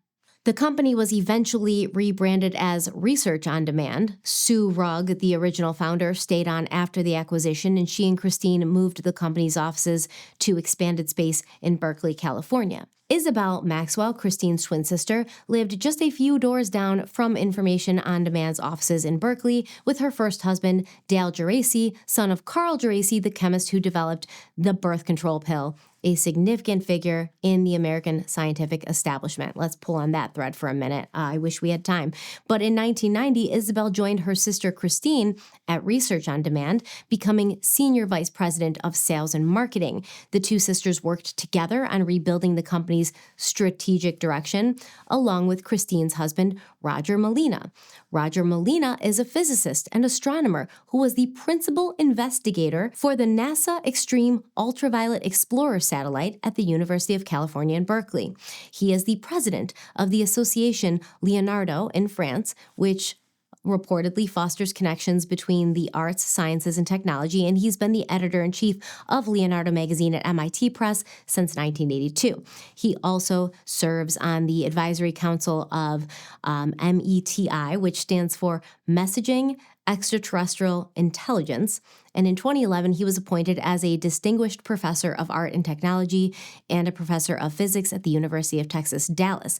Now, Roger Molina, he's the son of Frank Molina, who was the second director of NASA's Jet Propulsion Lab, and in a lot of ways, he actually created the Jet Propulsion Lab through his work with Caltech.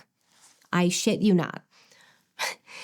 Christine Maxwell's husband's father basically made the JPL, which, once again, if you're following our work with the missing and dead scientists, and then you're looking at the connections with Jeffrey Epstein and Robert Maxwell, there they are. They're all over. If you're looking at how the OSS firmly planted itself into every aspect of American life early on, here it is. Frank Molina was also the head of UNESCO's Division of Scientific Research, and in 1952, he was declared a fugitive for not listing his membership in the Communist Party on a security questionnaire from Caltech. So Frank Molina ended up in Paris, where in 1968, he founded Leonardo, an international peer-reviewed research journal that featured articles written by artists on their own work and focused on the interactions between art, science, and new technologies, the same one that his son, Christine's husband, is now in charge of and the editor of. Now, remember what I talked about in the first video.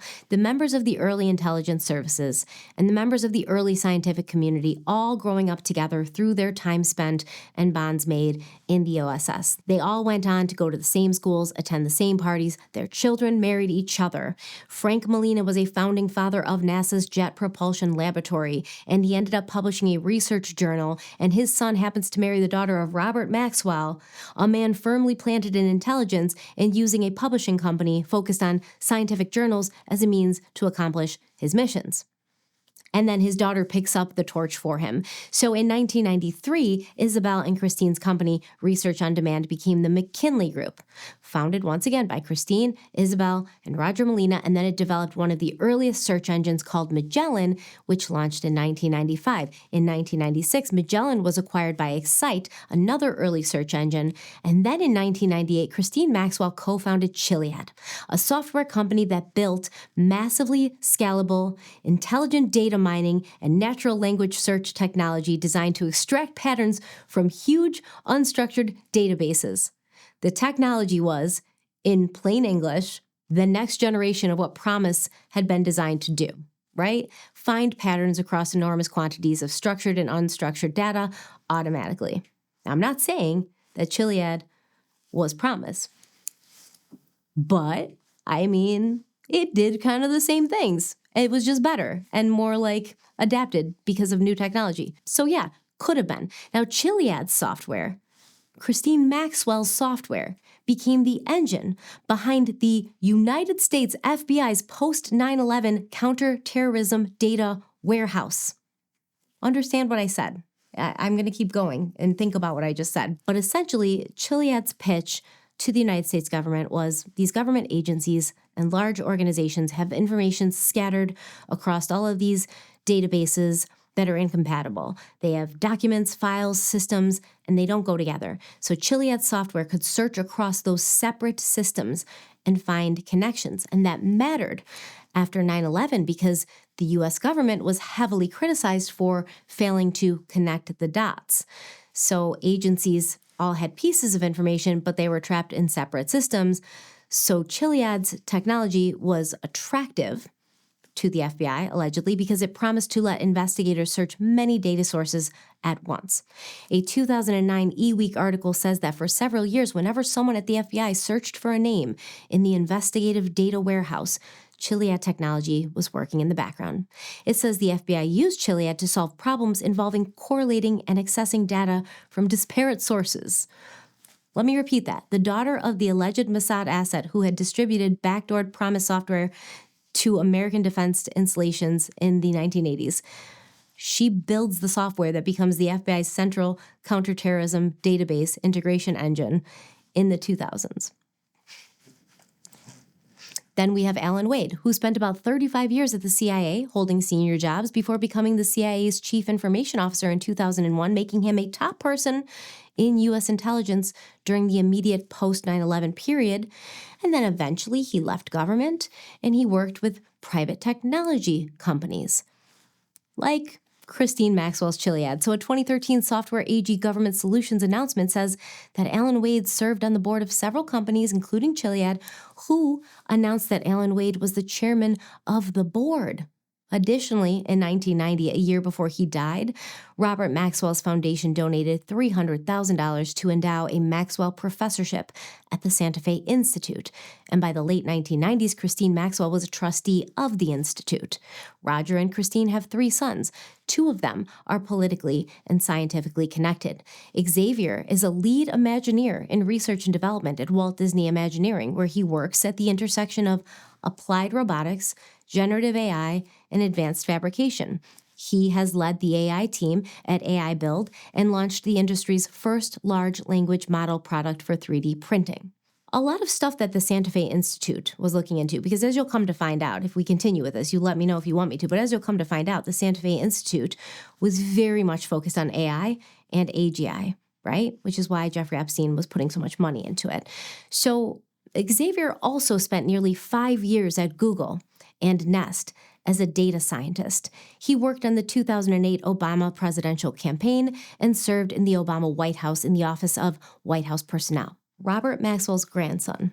Okay, another son, Yuri, is a PhD student at UC Berkeley's Molecular and Cell Biology program, where he is studying mechanisms of gene regulation during embryogenesis. Before that, he was the co-founder of SwipeSense, a venture-backed healthcare startup that was acquired by SC Johnson in March of 2020, right as COVID hit. SwipeSense is basically a smart hospital monitoring platform. It uses sensors, badges, dispensers, and software dashboards to tell hospitals whether staff are cleaning their hands, where the equipment is, and who may have been exposed to whom during an infectious disease outbreak, like tracking the disease outbreak. Contact tracing, they call it. Now, SwipeSense itself says it was acquired by SC Johnson in March of 2020 to, quote, make a difference in the healthcare industry.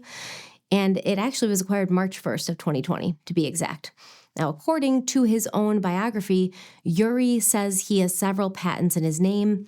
I looked it up. That's true. A lot of patents. Many of them are medical and have to do with hand hygiene, like a tracking system for hand hygiene and a wearable sanitizing gel dispenser kit, where one of his fellow inventors listed on the patent is his aunt, Ghislaine Maxwell. We could look further into the implications of Christine Maxwell's son seeming to have some indication that something big was coming to create a company that would be ready to handle the majority of contact tracing done by SC Johnson and in hospitals and things like that. We could talk about the implications of that. If you want me to continue on with this, let me know. But for now, we have to move on because we talked about Christine Maxwell. And if Christine Maxwell was the U.S. intelligence database side of the family, her sister, her twin sister, Isabel Maxwell, had been the Israeli intelligence tech side. Isabel's career is more visible, more directly tied to the operational network her father allegedly built. So Isabel worked as a journalist for the Daily Mirror, her father's newspaper and propaganda system, and at various other Maxwell family ventures during her father's lifetime, and after his death, she relocated her career into U.S. Israeli technology. In 1997, Isabel was appointed president of ComTouch, an Israeli-American email security firm with offices in both Israel and the United States.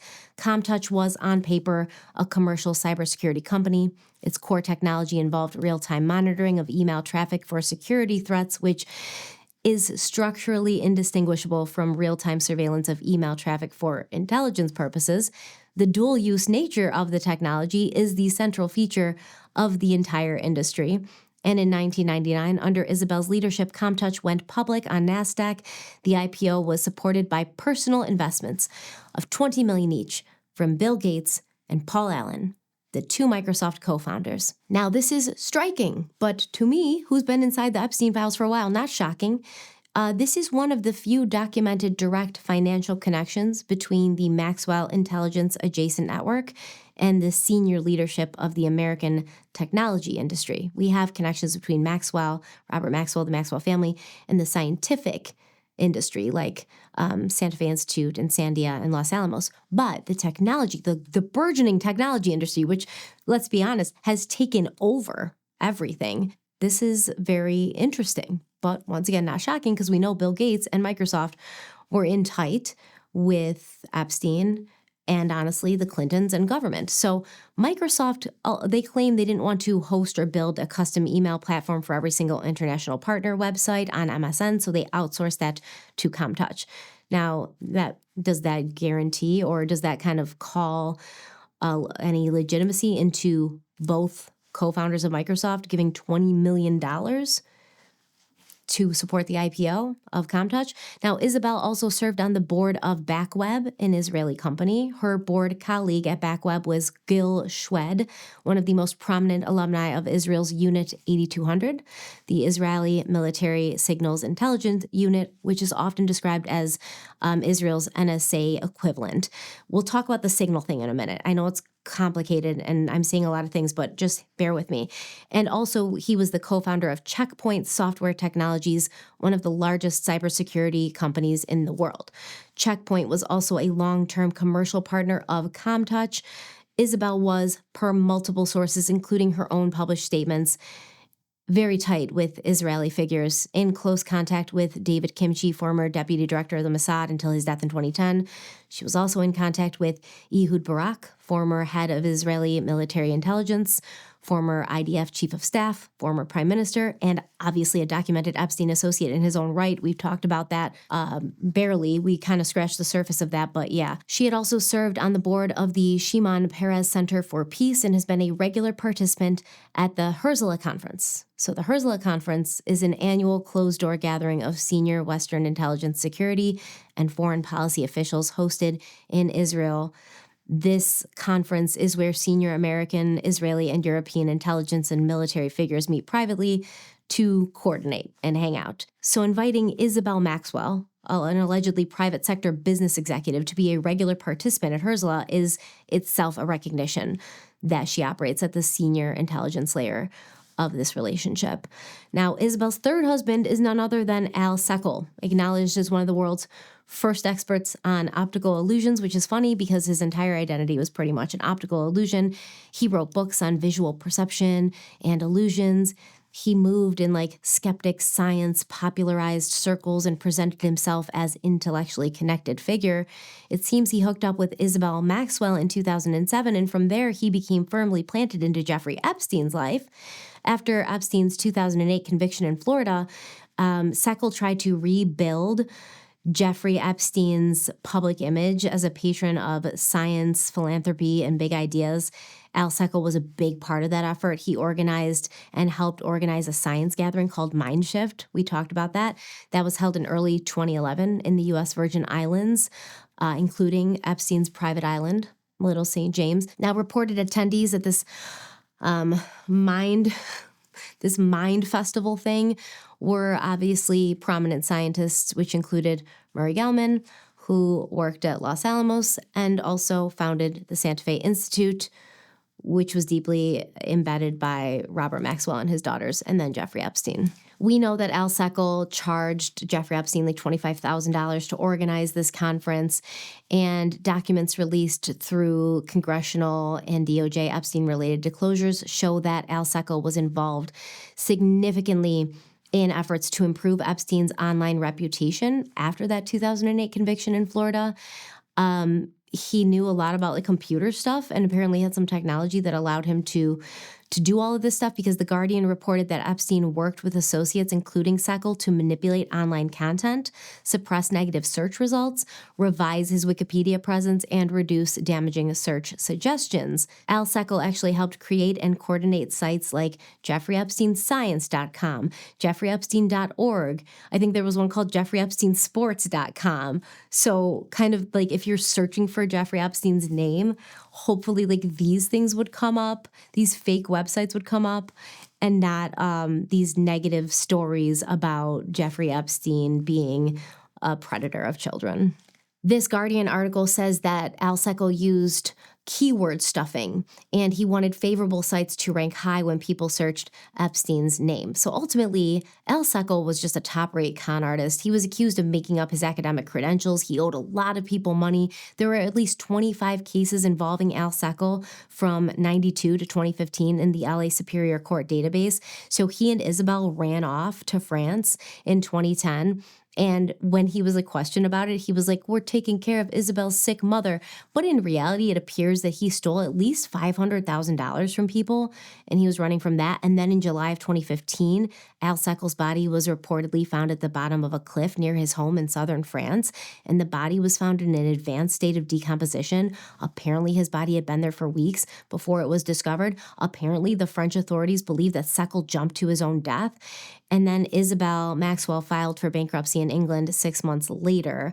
And I don't really even know if Al Seckel was technically Isabel's husband because he was already married under a different name or something to another woman. He's a con artist, but they refer to each other as husband and wife.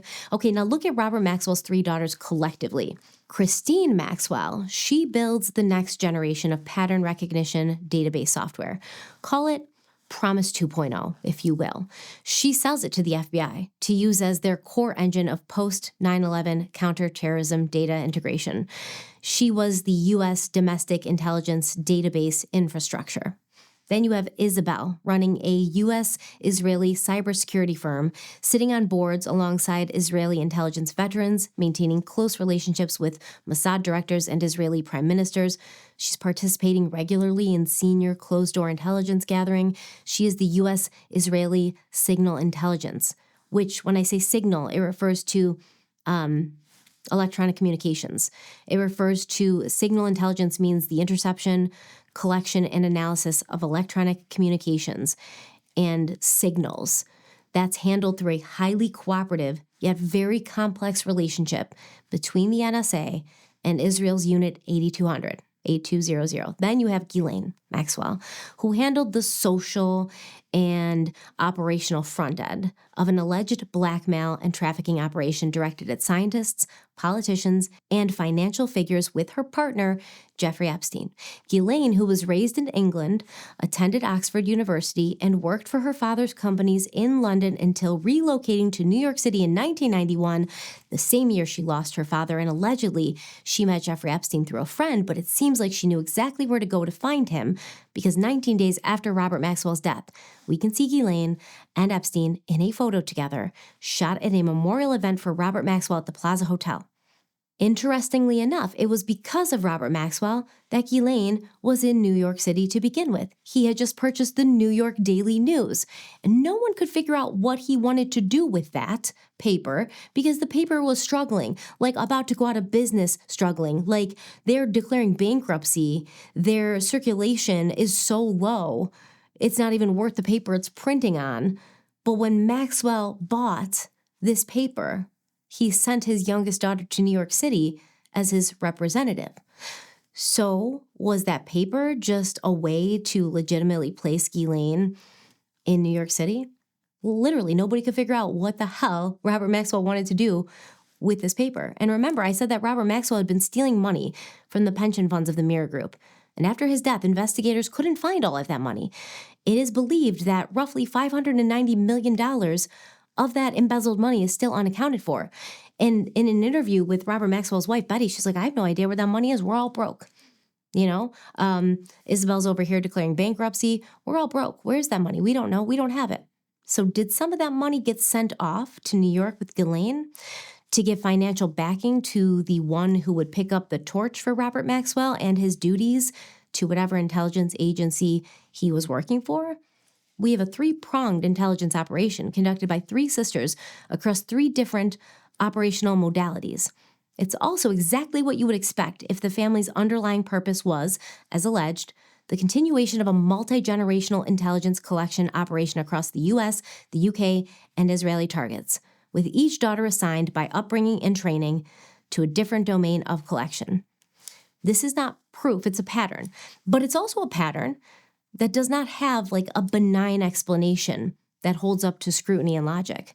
3 daughters of a man widely alleged to have been a Mossad asset, all ending up operating an intelligence-adjacent infrastructure on 3 different continents in 3 different modalities simultaneously for 30 years.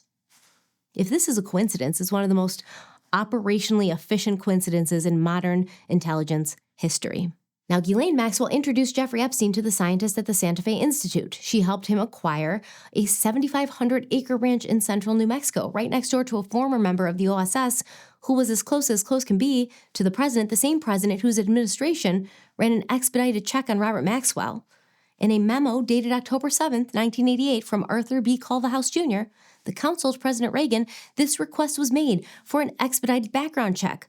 We don't see what came back. That's redacted.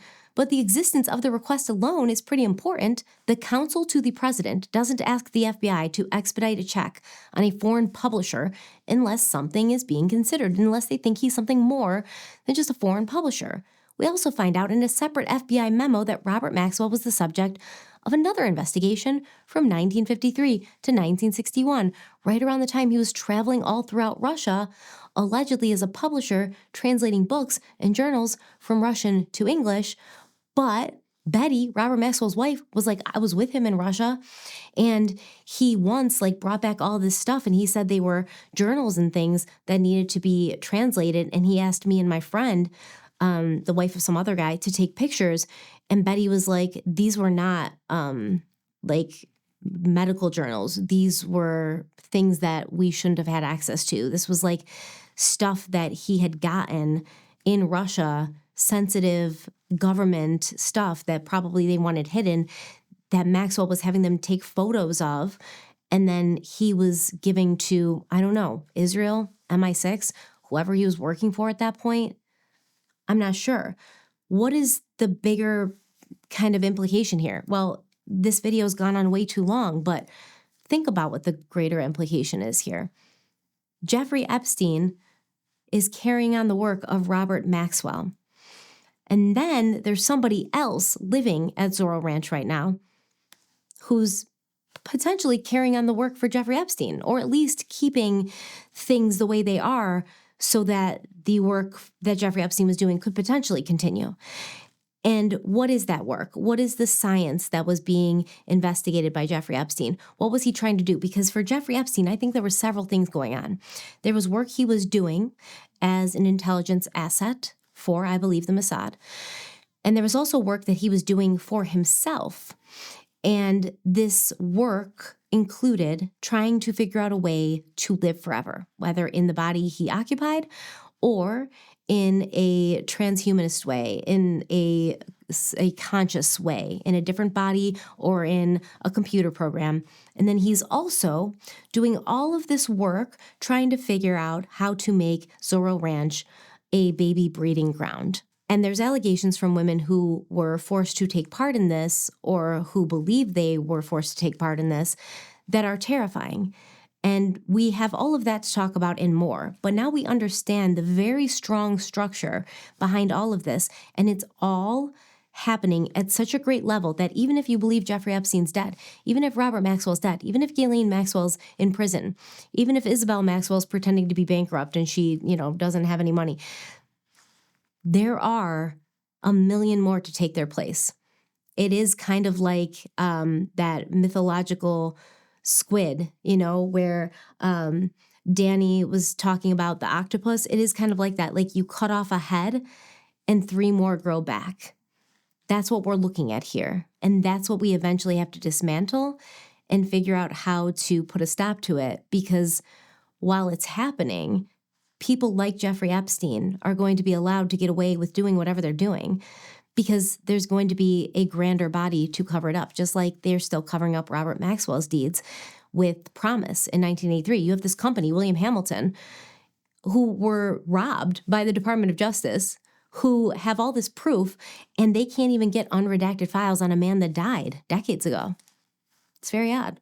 So let me know what you think about all of this. I know it was probably a lot, and I know it was probably very dense, and I'm sorry if it was hard to follow. If you have any questions, let me know in the comments, and I'll try to clear things up for you if I can. But like this video if you liked it. Share it if you think it's worth sharing. Subscribe if you haven't already, and let me know if you want me to continue on down this path.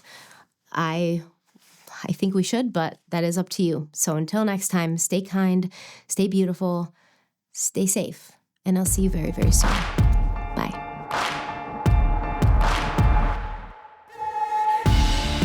Well, the levee don't break now, and the bottle's going straight down, and that river runs deep, the mountains get steep, and the voices getting too loud. All these feelings I've buried, it's looking like a cemetery.